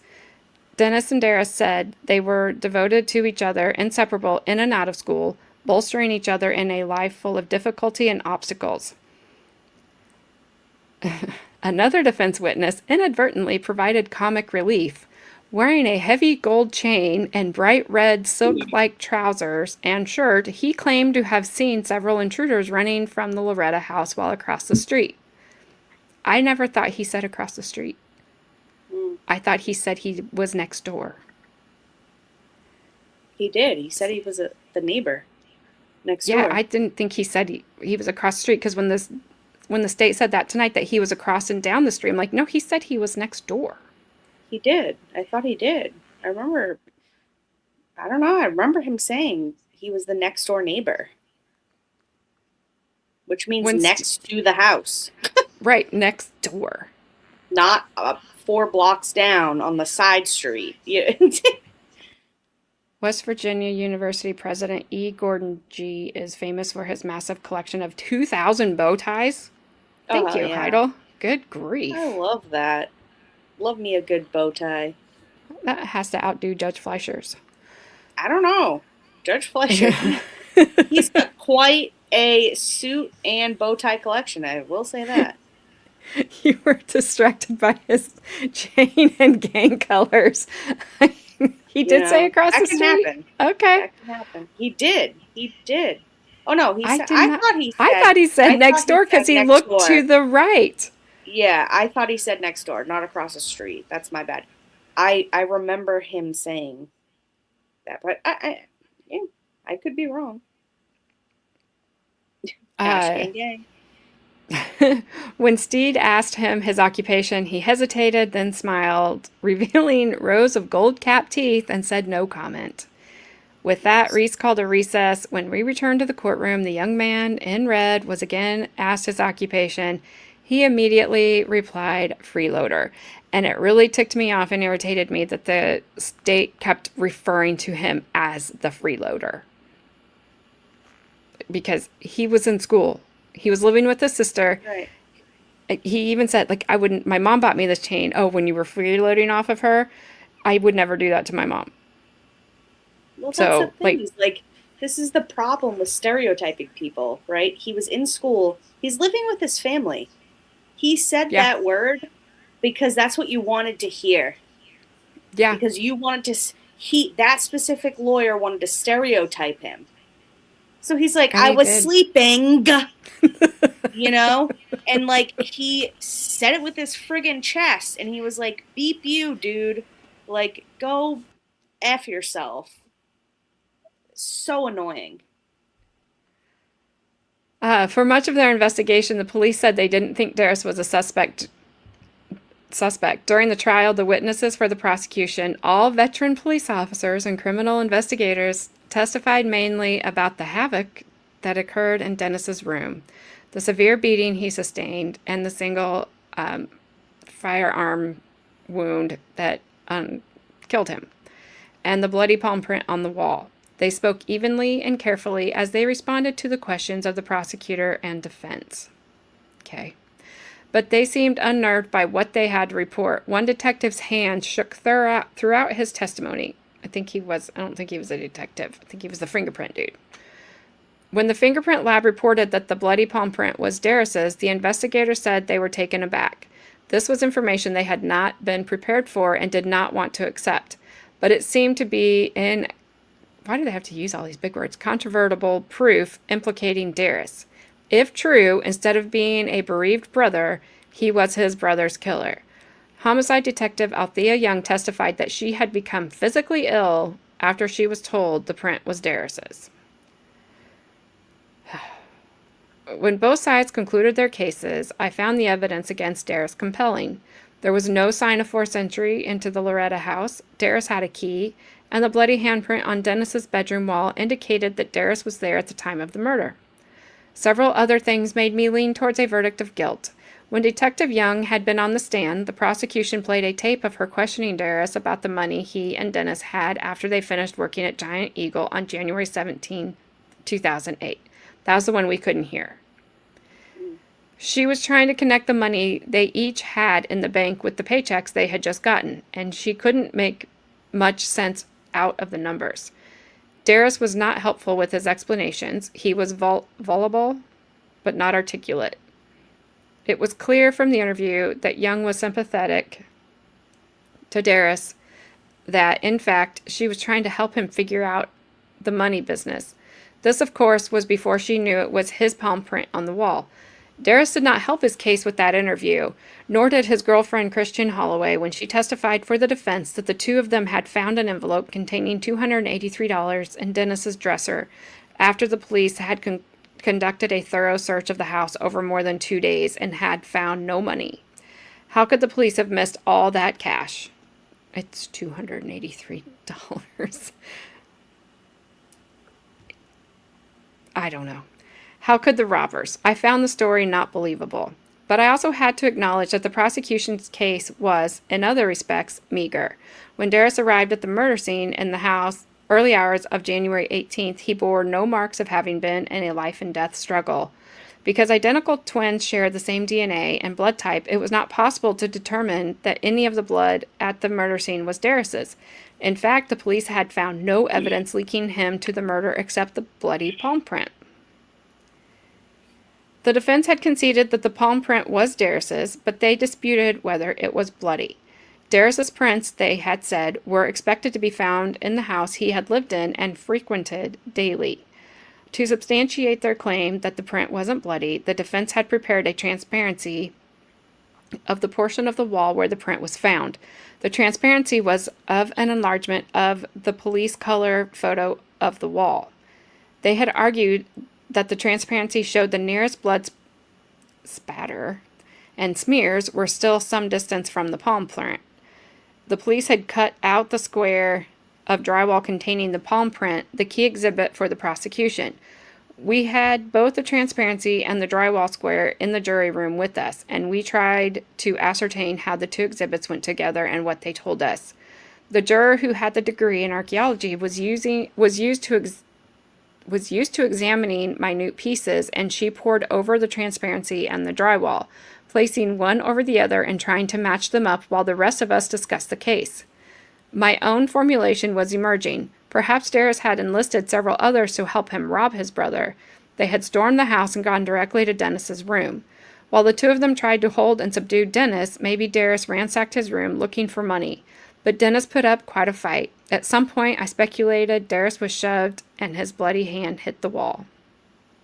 The gun they had went off, perhaps accidentally, and the bullet killed Dennis. I thought that several days later, Derris, full of guilt, perhaps planted a portion of the money he had stolen in his brother's dresser drawer. At the afternoon's end, on that first day, just as we were deciding to stop, the archaeologist juror looked up and said that no matter how she manipulated the transparency and the piece of the wallboard, she could not make them match. She said that the transparency gave a distorted picture of the wall, that the blood smears in the transparency were actually closer than it showed. This finding caused us to be uneasy. This opinion nudged some of us a little more toward a guilty verdict, including me. But we never got beyond that point. The next morning we learned that a juror's sister-in-law had died, and she told Reese that she couldn't continue with the deliberations. Because he had already released the two alternates, Reese was forced to declare a mistrial. When he came into the jury room to tell us, he was clearly upset. He apologized for the disruption the trial had caused in our lives, for requiring us to concentrate for days on testimony and evidence that now added up to no conclusion. Others on the jury may have been frustrated that they didn't have the opportunity to come to a verdict, but I have to say I was relieved. Before he released us, Reese spent some time discussing the case and answering our question. One was about the $283 Derris and his girlfriend said they had found in the house after the murder. Use your common sense, he replied. In his summary, Prosecutor Steed said to us in a steely voice, "People lie, facts don't." He was, of course, treating the bloody handprint as a fact. 5 months later, he had to admit that the handprint turned out not to be bloody. Astonishingly, no one ever had examined the handprint for blood before then.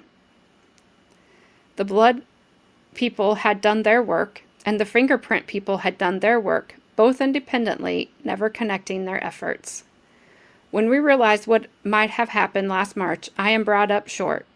Throughout the trial, that assumption about the bloody handprint was claimed as fact by the prosecutors, and that purported fact might have prevailed in the jury room. If not for the death of that juror's sister-in-law, we might have reached a completely unjust verdict and ruined a young man's life. Mm. Mm.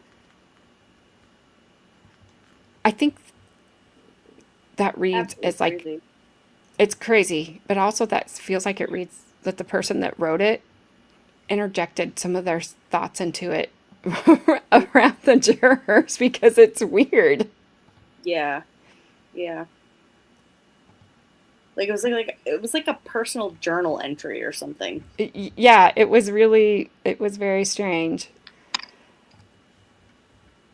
So I'm gonna read you this, and then I'm gonna have to kind of wing it on the rest of it because I don't know I have no idea where the most important thing that I wanted to share with you went.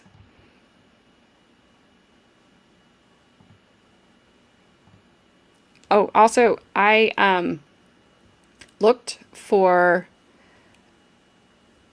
I didn't find any information on Christian, his girlfriend, on where she is now. It said once after the trial was over, like she went back to her life, and there wasn't anything out there.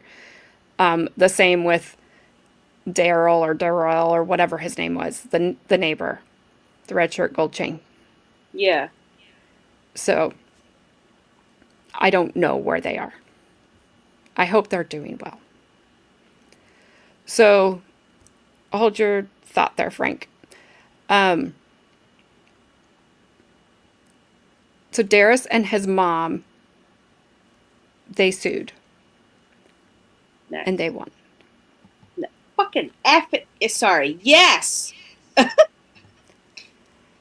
So this is actually about two prisoners in Ohio that have won.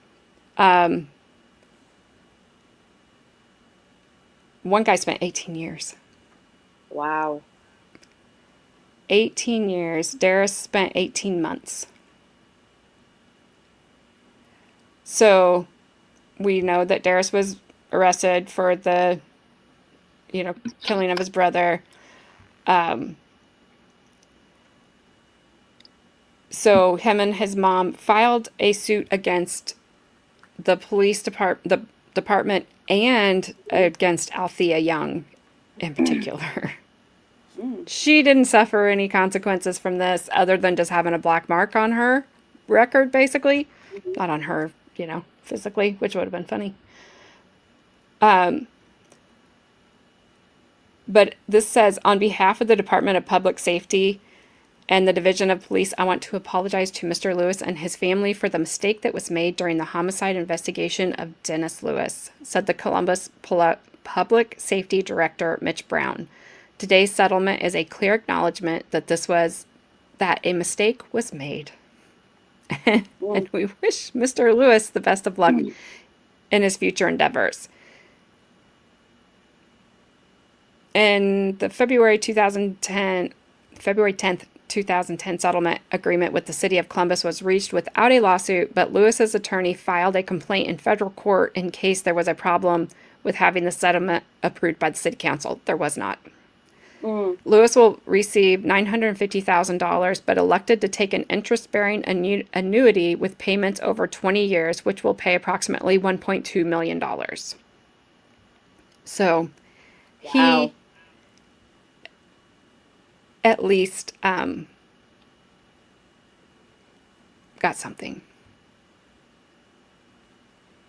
Hey, you know what? Good for him.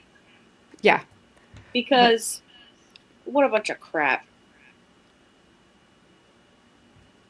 Yeah, there's a ton of people that are wrongly convicted. Oh. God. It's sad. Thousands.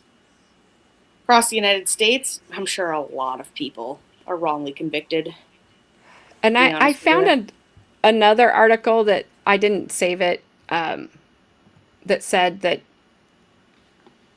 I forget how much, and I'm not, because I don't want to I'm not just like picking on Ohio here. I'm sure all the states have this too. But Ohio, there was an article that came up that Ohio had paid out quite a bit in things like this. Some of it wasn't like a ton of money in this, like in the whole scheme of things. I mean, If you want to hand me $60,000, I will take it. But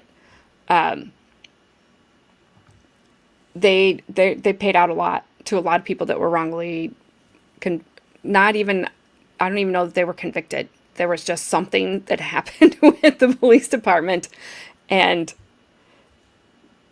they let me find this back again because I'm really mad that I cannot find. Go away. Gabby, I can't see StreamYard right at the moment, so I will let you. You have control. The bridge is yours. Oh, God. Someone give me the bridge. I mean, what do I do now? Okay, so let me. This is part of, just because these are in my own like notes. So this is what happened. So to understand how close the state came to wrongfully convicting Derris, we had to look at a behind-the-scene battle of experts that never actually made it to a second trial. It all played out in formal legal motions and laboratory results filed in Columbus in mid-2009. First, the defense brought in a heavy hitter, David, I think it's Grieve, Grieve, a legendary, now retired latent print expert and training coordinator for the Illinois State Police. So he didn't testify into a jury because this was all done, like I said, through motions and reports. He looked at the physical piece of drywall that the police had cut out of the house and noticed a catastrophic mistake. Catastrophic? How catastrophic? Oh, just wait. When the Columbus Police Crime Lab originally found the print, they sprayed the wall with the chemical called, it's amido. I always thought they were saying amino, but it's amido, black, which we saw, which is a blue black dye meant to stain the proteins in the blood so investigators can see it. But Grieve realized the technician had heavily oversprayed the wall. The liquid dye actually ran down the wall, bleeding directly across an old, completely unrelated latent palm print that Derris had left on his wall months prior. Oh. And what was that old print made of? Everyday hair pomade and grease. Derris had naturally... Son of a... you know what? I'm pissed. Yeah. Those assholes. Straight anal cavity holes. You know what I'm saying? Those bastards. That's all I gotta say. This guy says that Derris had naturally transferred his hair products from his hands to the bedroom wall just from living there. Right. And because the state's liquid dye ran over the hair grease, it looked like the print itself was dripping with blood. So the defense takes this guy's findings, files motions demanding the court allow independent definitive testing. They didn't want a presumption color change test done at a crime scene, which is what Deborah Lamborn did, and I'll get back to her in a second. They wanted a definitive answer. The prosecution ultimately agreed to send the evidence out for a strict independent confirmatory chemical testing to specifically test the structural ridges of Derris's print for blood hemoglobin. On August 6, 2009, just 11 days before the second trial was going to start, the lab issued its final written report. The conclusion, 100% negative for blood.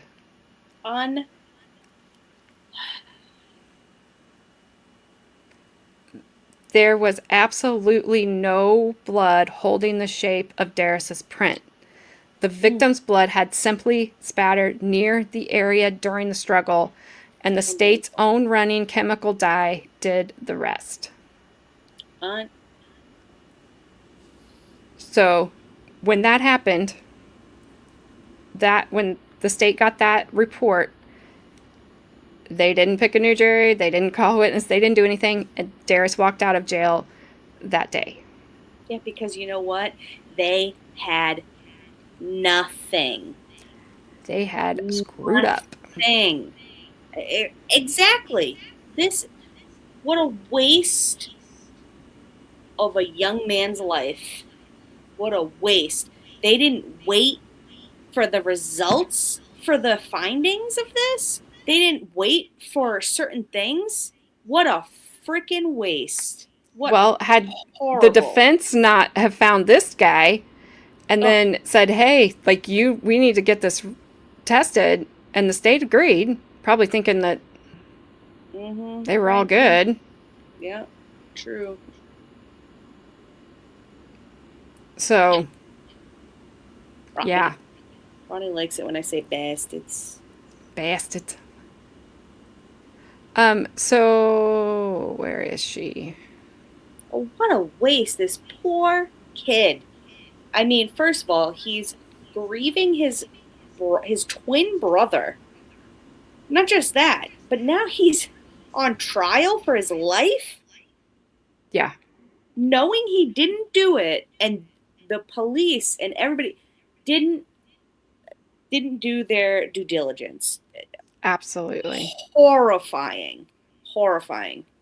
But wait, there's more. So we're going to go back to Snipe. It just keeps getting better and better, doesn't it? I mean, you know what?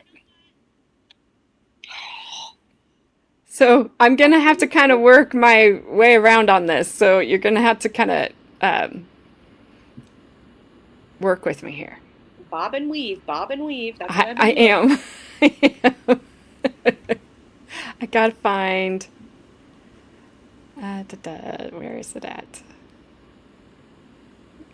Because as my mind is like working on stuff, I'm right. Like, I don't have it in order. I did have it in order, but that has disappeared.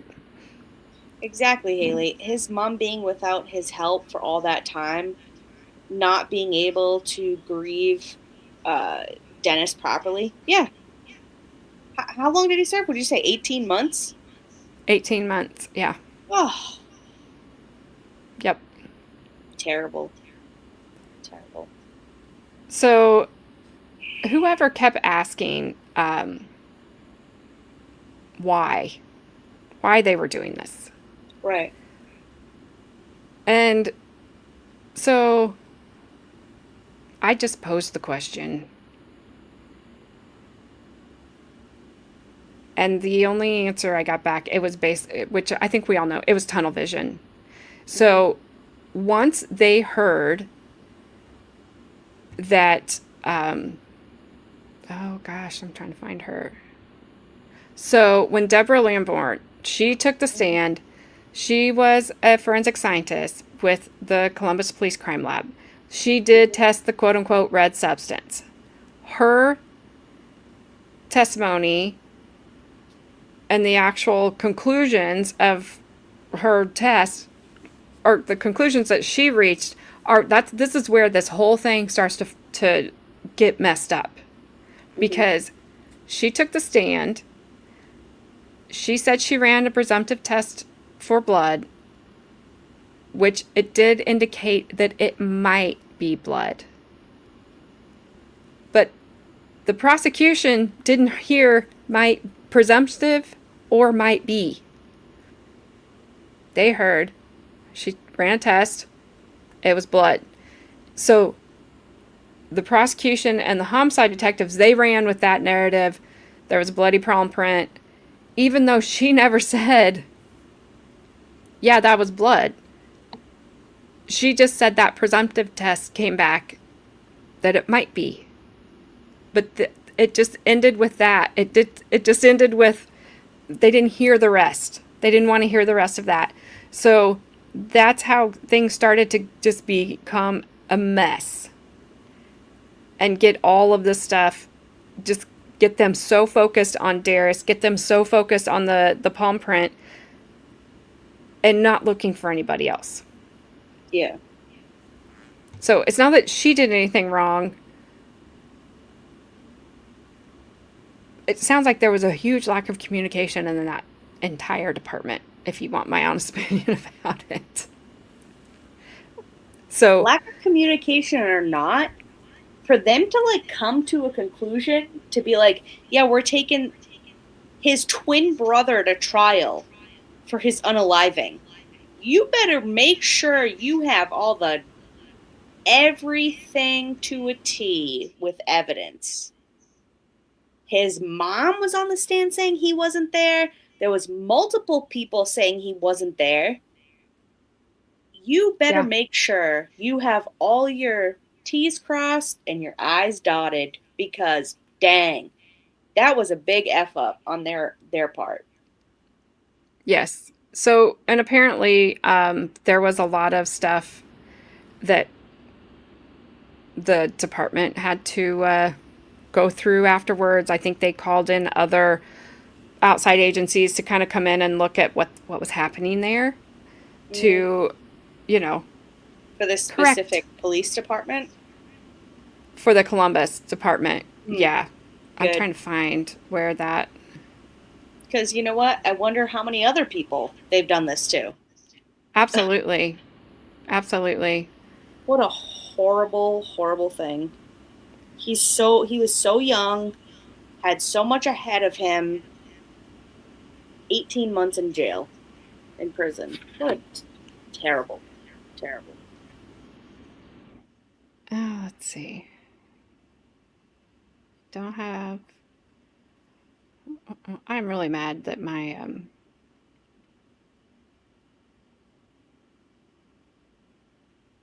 I can't find that other. I can't find my document that I put together that has all this stuff on it.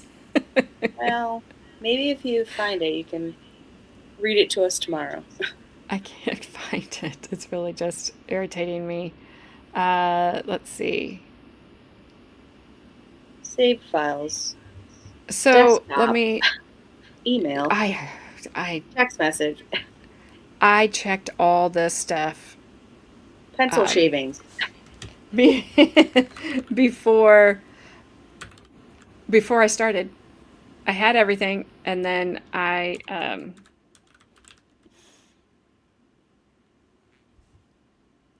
me see if this is it.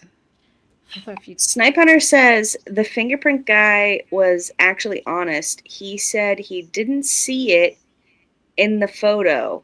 He just said it was his print in the black. He didn't do tests for blood. Yeah, there was a bunch of people that said they saw the print. They didn't see the print.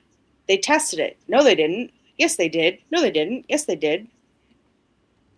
Craziness. yeah, well, and then that Althea Young said she saw the bloody palm print. Yeah. Like I know I said that 100 times, but she couldn't have.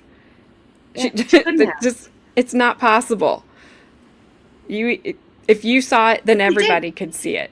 But they did ask her, did you test it? Did you test it to see if it was blood? And she's like, no, I didn't test it. Okay, well, I can't make... We have one detective rolling in it, dipping every body part in the blood. We have some other guy, I don't even know what's happening. I mean, good Lord. What's wrong with these detectives? They've been eating Mama's lemon pound cake, I'll tell you what. All right, here we go. Mm-hmm. Zoom, zoom, zoom. I'll be right back. Okay. Hang on. I'm trying to make this bigger for you guys. So this, well, dang it. I can't look at that and look at you guys. So Derris ends up moving as of this. I don't know the date of this article. This is on his lawyer's website that he had during the trial. So I'm just going to start here. He did go to Ohio State. He did get his bachelor's degree, and he left Columbus in 2014. We know the crime. Let's see. We know him and Dennis were in their senior year. I'm trying to get past the stuff. So if you look at their lives,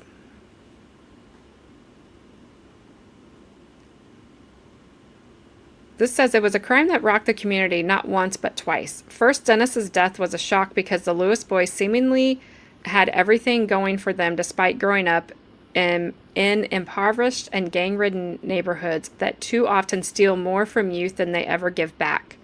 Both teens were church-going, honor students, athletes, musicians, standout members of the marching band.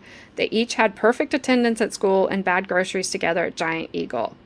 Though 17 at the time, we know Derris was charged as an adult. He always maintained his innocence, and he took the case to trial. Covered live every day by Court TV in 2009, the trial made Derris a national cause. So I don't know that word, or a pariah, depending on who you believed he was. A falsely imprisoned man, wrongly accused of killing his twin, or a heartless killer of his brother. We know that the juror was dismissed. We know that the handprint was tested and they found that it was not a bloody palm print. I'm trying to get up to... So, as a 10-year anniversary of his freedom approach, which would have been 2019, Derris, now 29 with a master's degree and working on his doctorate, reflected on all that he's been through. Things are going to happen to you. It's how you recover from them that matters, he says. I wasn't built to break. That describes his house. So then he talks about being incarcerated.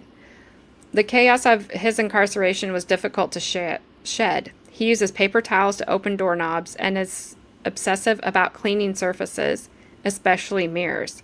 He immediately notices if anything is out of place at his home or in his office. He had to give up his job as a substance abuse counselor because of frequent trips to the county jail and hearing the bars clang shut behind him were triggering.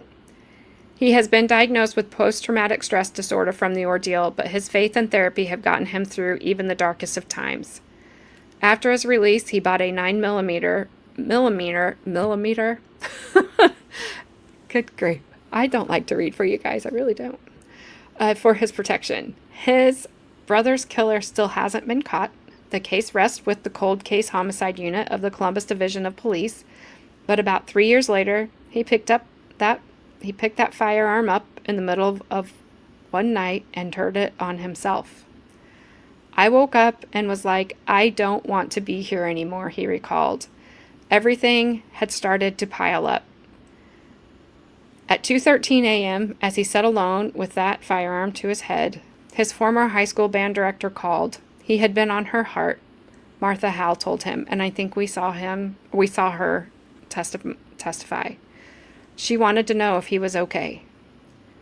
That was a turning point. Derris decided then to live the best life he could. Derris strives for perfection, said Shelby Stewart, his supervisor at work. He literally lives his life one day at a time, a testament to God. She didn't know the Lewis family story until a few weeks ago. At the end of a long day handling emotional cases, Derris turned to her. There's something I want to tell you. I did not know he wrote a book. She immediately ordered a copy of Derris's book, Twin, as she tried to process it all. It was 24 hours of constant sobbing, realizing what this man I know has been through, Stewart said. But suddenly it all made sense to me, his work, his passion, his drive. He's keeping his promise not only to himself but to his brother, his promise that we're going to get through this. Attorney Adam Neiman doesn't give his personal cell phone number to clients. He doesn't invite them to his home for dinner. He doesn't stay in touch with them a decade later. But from the moment he met Derris Lewis, Neiman said he knew he was no ordinary client, and he never once doubted Derris's innocence. It just didn't make any sense whatsoever, Neiman said of the criminal case. There was little to no evidence that either one of these boys had been in any trouble. They were best friends. They were two individuals destined for greatness. The men have become friends and stay in touch, united in their commitment to solve Dennis's murder and bring the killers to justice. Even now, after all this time, it can be difficult for Derris to speak of his brother. I never wanted to throw this pity party, this woe is me, Derris said. But that wasn't just my brother, that was my twin. I look in the mirror every day, I see my brother every day. For years after his brother died, Derris immersed himself in college and devoted himself to caring for his mother. Eventually, though, he didn't want to leave her. He knew it was time to move on. April Lewis told her son that she understood why he had to start fresh. So he left in 2014 for Charlotte, a city where he knew no one. He loves it here, he said, but admits to still being unsettled at times. He has moved 8 times and has held several jobs, all in the social services field. The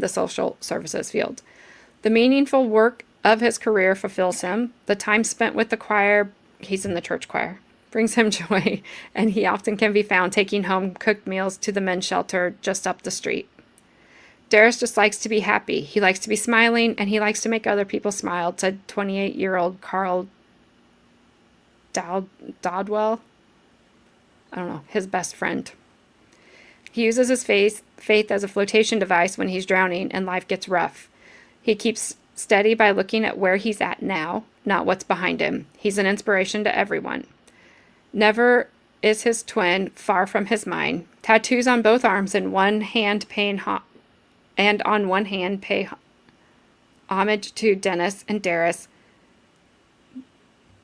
Derris draws comfort in knowing that his brother is always with him. Though the boys were best friends, they had opposite personalities.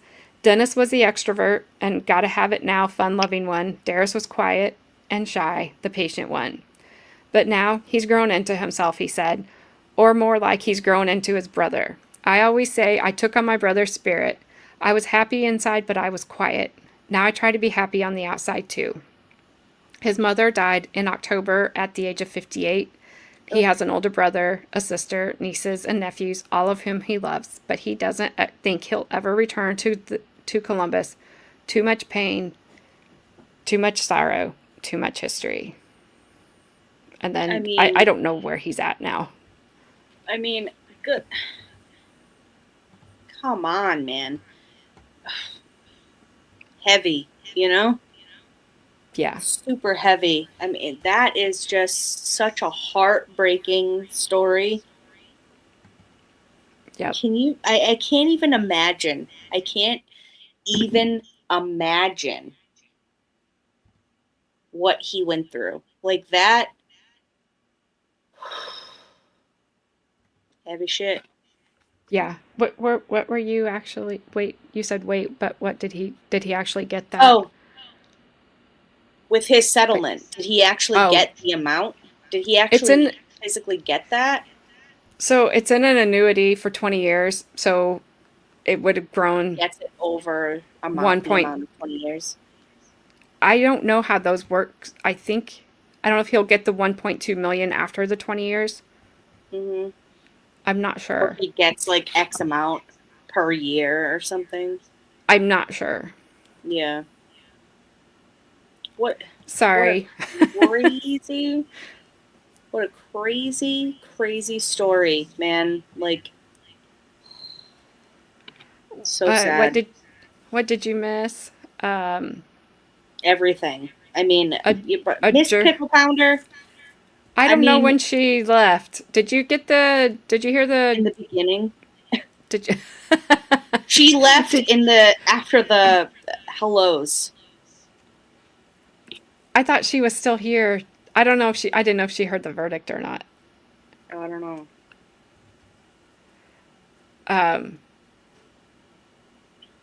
But anyway, a juror's sister-in-law died, and they had already released the alternates. So that woman was like, I've known her for 42 years. She's like my sister. I can't concentrate. So the defense asked for a mistrial, and the state was like, all right. I mean, they didn't even argue it at all. Yeah. And then he was taken back to jail for another 4.5 months. They were going to try him again. But in the meantime, the defense was working as they should have been. And they found an expert to do some more testing on the quote unquote bloody palm print. And they were able to, their guy ran some tests, and then they were able to get the state to agree to do more definitive testing. And it turned out Derris's palm print had been there. And it basically had been preserved because of his hair pomade. Well, not just grease. that, but he frickin' lived in that house. Yeah. His whole life. Of course his prints are going to be everywhere, all over that place. Yeah. For them to come to the conclusion, like, he did it. He had an alibi. Yeah. Come And then on, man. and somebody, I don't know, it may have been many of you, had said when we were watching the first, the experts come in about the print, and we were talking about, like, you could see that solution running. And people were, I know somebody, at least one person, made a comment about it. And that turns out to be, that's what happened. Is that Amito Black ran down there. And it just, that hair grease or whatever, pomade, I don't know, that they've said both things, had basically, that allowed that, his handprint to stay. Because, the state had always said, like, you can't have, the handprint couldn't have already been there and then blood come over it. It would have destroyed the print. Right. But that's not what happened at all. It was there. Right. That substance essentially protected it. Mm-hmm. And then they oversprayed that stuff. It's basically like a luminol type spray. It just makes the protein, it develops the proteins. Right. So that's whatever's on the wall. It's a teenage boy's room. Do you want to see everything that's on the wall? No, absolutely not. I do not. I do not. I am breaking every black light. Thank you very much. Thank you, Frank. You stopped when the trial was a mistrial. Okay. So that's pretty much what happened afterwards. All the charges were dropped on August 6, 2009, once the state got the report back that it was the pomade or hair grease, whatever. And then they let him go that day. And his trial was set to start in 11 days. So I wonder what would have happened if he had been found guilty, appealed, truth came out. What then? Sad. Yeah. He maybe would have got more money. I don't know if he was lucky. I could, Frank. Oh, good, Heidel. Annuity payouts equals guaranteed periodic stream of payments rather than a single lump sum, typically negotiated before a trial or mandated by the court. So he had, I think, an interest-bearing annuity account, so that's why it was going to go up in value. Yeah. They never said the print was blood. They just said the spot near it was presumptive. But they didn't say presumptive. They said blood. The lady specifically said she didn't test it, but it looked like blood to her. See you, Ash. Bye, Ash. Ash, make sure you come back tomorrow. I have a surprise come back guest. tomorrow, Ash. Tomorrow's going to be a fun one. We're doing a fun stream, y'all. And you wouldn't even care about hockey. Yeah, you won't Tomorrow you won't care about hockey. She'll be like, hockey what? What? So, yeah, and the woman saying something dripping down wouldn't have attached to the print. Clearly, you got to know what you're doing when you... I mean, I get everybody has to start a job. Like, you have to start somewhere. But when you hold people's lives in your hand, like, you better be able to start at... You don't get an off day. Right. Yes, Spider Carmen will be here tomorrow. She is one person that will be here. I'm keeping the other one a secret. I'm not saying nothing. I You don't. can't Yes. pay me enough. Bad Dazzler, no worries. I will not be testing your childhood bedroom walls or ceiling. No, I wouldn't test. Never mind your childhood bedroom walls or ceiling. I wouldn't test your adulthood walls and ceiling. Thank you. Nope, not No, Grandma. Not Grandma. Yes, you'll have to be here, Frank. Yep. You can be here. Curly and afro hair needs an oil or grease that doesn't wash away and things can sit on it like your handprints on the Correct. wall. Oh my God. I mean, Haley, who has no criminal background whatsoever, got that in one shot. I mean, my Lord. I mean, come on. She's not even a print specialist. I mean, what is happening in this world? Yep, interest-bearing annuities accrue in value with higher payouts depending on market value and how they are structured. You know what? I hope he gets more than that then. Mm.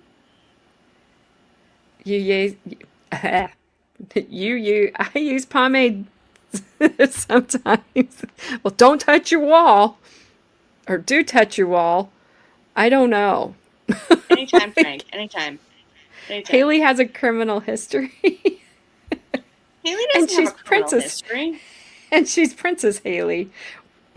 Criminal Princess Haley. Haley is a saint, and shame on you for saying that about her. She is my wife, and that is blasphemy. Okay? I mean, you're 2 for 2 tonight, Snipe. You gotta watch out. Hey, I wallpapered the bedroom and steam cleaned the ceiling. Oh my gosh. You touch lots of stuff. Do you have Brill cream in the States? I know we used to because my dad probably used it in the 50s.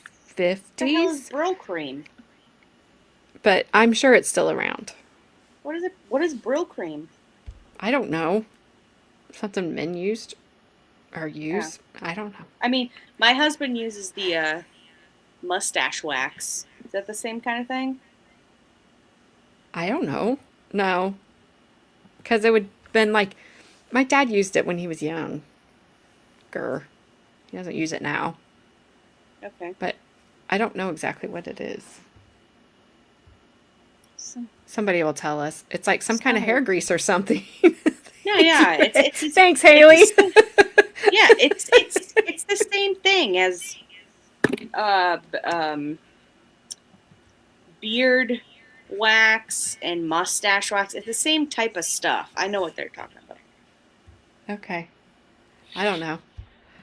I can totally get that a handprint could get on the wall, especially if your bed is against the wall and you've been trying to get out of it. Yes. And he said his bed was on, or they said, or maybe Derris said it in his interrogation, that his bed was on that side of the wall.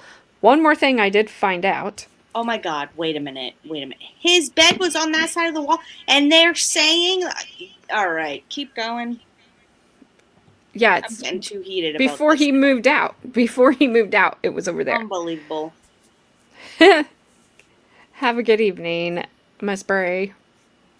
Night, Bree. So, you say, yep, my recall sucks shite most of the time. Mine do. He moved out of the house apparently because his cousin was staying there, and his cousin was suspected of being what we all thought Red Shirt guy was selling. Right. He was a dealer. So he didn't want to be there with him. Mm-hmm. If that guy was going to be in the house, Derris didn't want to be in the house. Mm-hmm. So he left. And that's why he left. Okay. Makes sense. Yeah. Also, when the state was doing rebuttal and he said like something about them going down the basement, all of a sudden they're thinking, who cares? Right? What does that have to do with anything? They walked a little down south. I mean, good Lord. Call the police department. I mean, Jesus. Who cares if they went downstairs? Like Snipe said, what about the ladder that was right outside the window? Yeah, And the not just leaves that that. were on the floor? The pictures of picture number 69, that should have been a crime in itself. No one needed to Yes. see picture number 69. I mean, good Lord. Hence the hair grease on the wall, like the back of the couch in Coming to America. Yeah, exactly. Yes. Thank you, Heidel. I thought Darrell was a businessman. Man. I wish I could have found information on him. I really do. I hope he is successful. Legally successful. Wait. Don't. Send me a message of what his government name is. I'll have to find it again. Whenever. Sometime tomorrow or something. If I don't do it now, I won't be home tomorrow and I'll never remember. Ah, okay. You know how that goes. I totally understand that. That's why when comes like, well, I'm like, I'm gonna forget in like 2 seconds after you tell Yes. me. Like my brain capacity is like an ant. Derell. Hold on a second.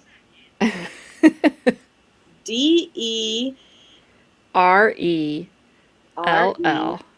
RELL.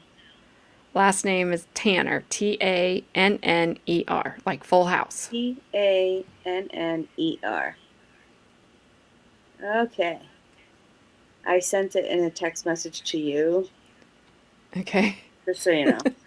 That's Okay. me. Got it. Okay, great. Awesome. He probably travels by another name. Don't do that. Please don't say he's a soft citizen. Oh, Lord.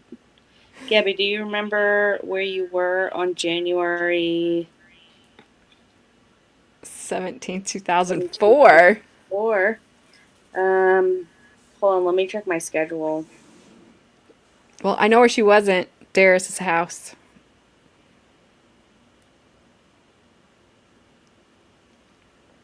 I was 22 in 04, so probably at the bar. And Caleb was probably trying to wrangle me back into the car to go home. Ah, that sucks. Well, darn it. But I don't know that he was in jail. I didn't find anything about him being incarcerated. There's no public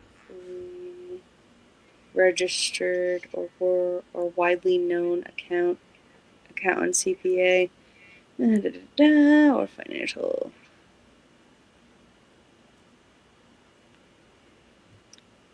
Well, thanks, Haley, but I'm gonna still Google it, and maybe Google from the United States versus England. Maybe is that different. one's different. I was 34, Kind of like how so Netflix I was... is different. Kind of like how Netflix is different from the USA versus England. Oh, You really? never know.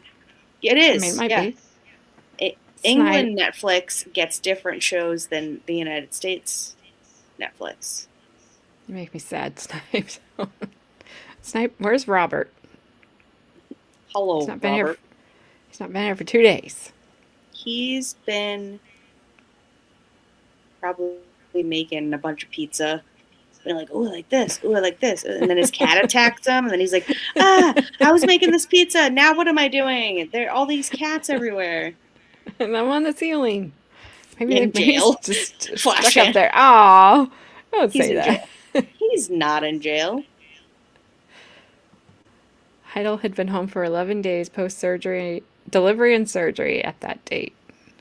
Mm. I can't tell you. I don't know. Who knows? Heidel, oh. Great comeback, Yeah. Flash fan. You, Heidel, you oh. got it. Whoops. Whoopsies. All right. Well, that's all I have on this. If I find that other paper and I see anything that I missed, which I don't know why. I mean, I'll probably find it tomorrow. Yeah, start it off. I have tomorrow. no idea where. I don't get it. I really don't get it. Because that's the last thing I did before, like before you jumped on. I went through all of those things. And then now it's like, oh no, that's not here. Did you move it? Did you rename it? Did you delete it? It's like, no. I saw it. I was ignoring it. I was ignoring you. I know, Flashman.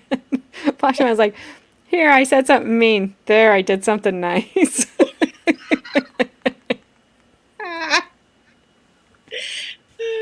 Flashman. Oh, I don't know what to do with you. Great Bad times, Dazzer. great times. I was at home with the ex and 2 kids. You were 39 in 2004. No pull for you. That's okay. I was not No. going by Candylicious at that time. Hey, Candylicious. Hey, that's a good name, That's though. what I'm going by now. Changing the name of the channel. Alternate Candylicious. Oh, it's just going to be Candylicious. That's it. I'm going to change your name to Bubblicious. You changed my name to Bubblicious? Hey, I guess I came out on top, right? I guess. I mean, or you can be Hubba Bubba. No, I'm good. I'd rather be Bubblicious. than Bubblicious? Bubba. Yeah. So just Candy then? Nope, Candylicious.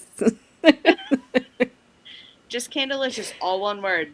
All one word. Candy with an I, not a Y. And spelled with a K. So Candy with a K, an I, not a Y. If someone said that to me straight at my face, I'd be like, all right, deleted from my life. Thank you. Yeah, I don't want to ever see you again. Thank you. you keep like poking them in the nose. What are you doing? I'm trying to delete you. Like, why don't you Yeah. turn off? No soup for you. Go. No soup for you. No soup for you. You'll be Tutti Frutti. I mean, I kind of like that nickname though. That's a good nickname. That's a We'll good just one. change. We'll just change this whole thing. We'll just change this whole channel. Who knows where it'll go? We will have zero agenda. Candylicious. Candylicious, Bubblicious, and Tutti Frutti. All frothy, On the see a next doctor. episode. Are you the doctor, Bad Dazzer? He is. He plays the doctor in our daytime drama saga. Dr. Dazzer. Kathy is Juicy Fruit. Who's gonna I be don't know. who's gonna be the evil twin that comes back from the dead that we thought died Carmen. when we threw him over the cliff? Carmen. Immediately Carmen. I feel like that's like she would play an amazing part in that description. Oh my gosh. Okay, so tomorrow we are just You know what? doing this. What we're doing right now. Yeah. It will not be serious. No, be fun. I don't know. It's We are fun. taking a break.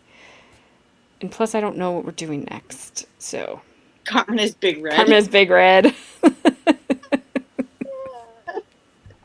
Wait, what was that? Oh, I was gonna say, she could be some Big League Chew. Remember in the pouch? Yes. Or she could be Bazooka. Oh my. No, it's the Big Chew. She's wearing like the cowboy hat. She comes on scene and she's just like, "What's happening here, partner?" And she like brings the thing up and it's like torn off and she like dips into it and she takes it. It's all pink when she takes it out of the bag. She shoves it in her mouth. She's like, "What's that, And then- partners?" And then she'll spit it out because it loses its flavor in like 5 seconds. Like, Like I gotta zebra get some gum. more. It's Yes. zebra gum. That was the best gum for 5 seconds. Oh, totally. Best gum. Yes. Yes. What Yep. was it? It was zebra. It was It was. That was the name of it. Zebra gum. was it fruity stripe? Was it Yeah, fruit stripe. fruit stripe? Fruit stripe. Oh, That was the rude. name of it. The zebra gum. She's the Texas fruit roll up. You can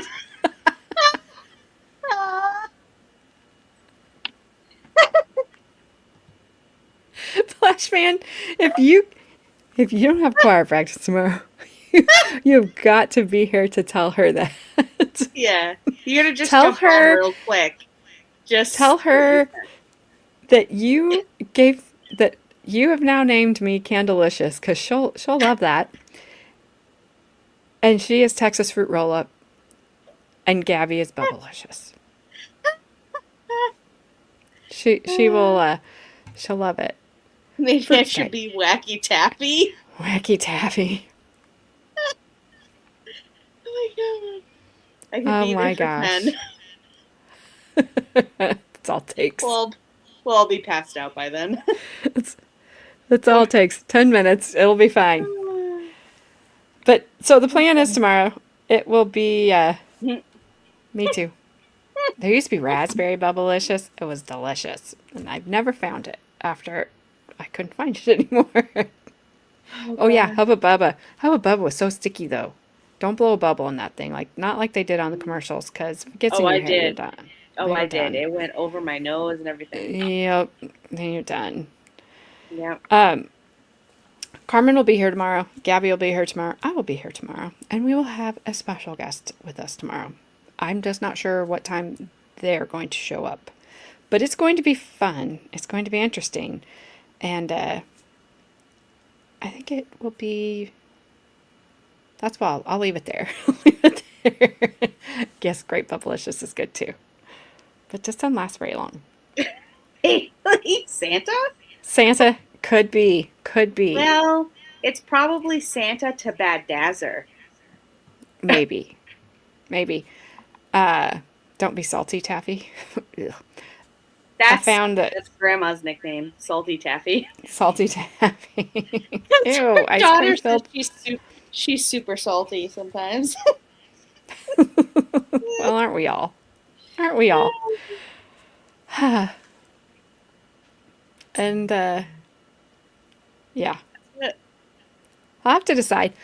Carmen and Gabby know about this, because I read it to Carmen on Friday. And then I read it to Gabby today. I may read it to you guys tomorrow, but I need to see if I need to make a couple changes to it. I don't know if I need to protect the name on there or not. No. Gabby? No. I don't? No. Okay. No, absolutely not. You could just say the first name, but not say anything after it. Because that's such a common name. It's such a common name. You don't need to protect the actual name. It could be any one of them. I mean, It in could this be. case, there's two of them. You don't know which one it is. No one knows That's who true. it is. That's true. As long as you don't say what's after the name, you can Somebody say the thinks they know. Oh, yeah, someone thinks they're real slick, like a trash panda slick, Like they're coming in your house. I'm gonna just take this from you now. Thank you. Bye. Bye now. Yes, I'm having Alan Jackson on tomorrow. My I don't remember if it was my son or my daughter. They went to school with an Alan Jackson. It's him. That's who I'm having on tomorrow. I don't know what that little kid's up to. He's not little anymore. It's Alan Jackson, but if you were to get him from Wish.com, it's not the real Yes. Alan Jackson. It's the pretend Alan Jackson. That's true. It's And Garth Brooks. Brooks is going to admit all the red rums. I saw that video about 200 bodies on or something. I haven't watched it yet though. It's Hera. It is Hera. She I might had to make a keep her- cameo. She's gonna make a cameo for sure. She probably would have today, but it's raining, so I had to keep her upstairs because this carpet's too light for her to come in with big, huge, muddy pots. So she had to stay upstairs today. But yes, it's Hera. She's going to sit in my chair and take over. Hera's just gonna run the whole stream. Yes. And it'll Trust just be super smart. hugs and kisses and Yep. super close up nose shots. Yes, that's her just laying her head down wherever she wants. Yeah. I don't know about Desert. You speak peach.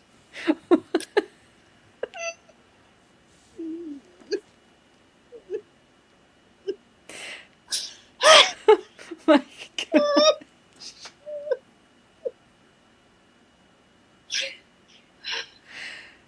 All right. Okay. Is the snake going to make a cameo? It better not. I can't tell promise you. anything because Carmen is going to be here. Carmen's going to be here. Show up So with. it better not be an Indiana snake. I can't speak for Texas, but yeah, I will tell you, I was down here working on stuff today, and apparently just making sure I could work on it for it to delete itself, and I heard Hera just barking and barking and barking. I'm like, no, go outside. I want to hear you run outside. Please run outside. And then she did, so I knew it wasn't anything inside. Squall. It could be. She would bark at a squirrel or a crow. No sand in the clam.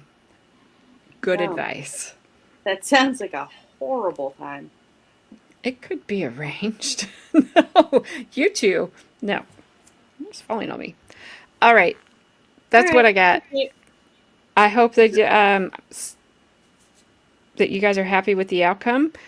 I am happy with the outcome. I hope that Derris is continuing on with his life and is happy, healthy, wealthy, and starting to let go of some of the PTSD that he got from being in jail at such a young age that he was, Yeah. and being completely innocent.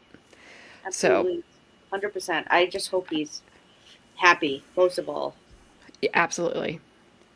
Absolutely. Yes, he's going to be here tomorrow. I called him. Yeah, flash hand. Technically, he's my stepbrother, so of course he's going to be here. Yes. So maybe his lawyer. I liked his lawyer, so I hope he's still a good one. It is the court report. You guys are just doing all the guesses. Except she won't fit on with the rack. she might not fit on the camera on the screen. It might just be No. her. You'd need Might two just- double D size cameras to fit her in. You might just think it's mountains. I'm not sure. Mountain time. Mountain time. But it's been a while, so they might be saggy. That's true. That's true. Yeah, that's true. So they might be down by our feet. Anywho's, on that note. Night, y'all. See y'all tomorrow.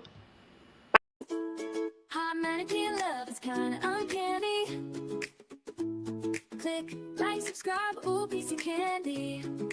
Looking for my spotlight, chasing my vibe. Still looking for my credibility online.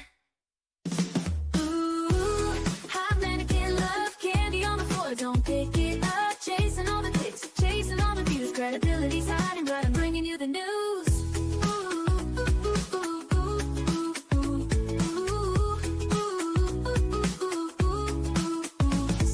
Every little scroll is a mystery, but you stuck around, watch the show with me. Laughs and chaos, that's how we roll. Drop a comment down below before you go.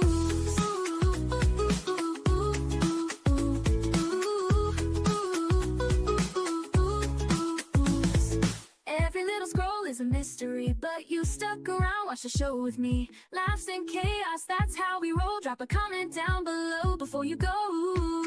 Ooh.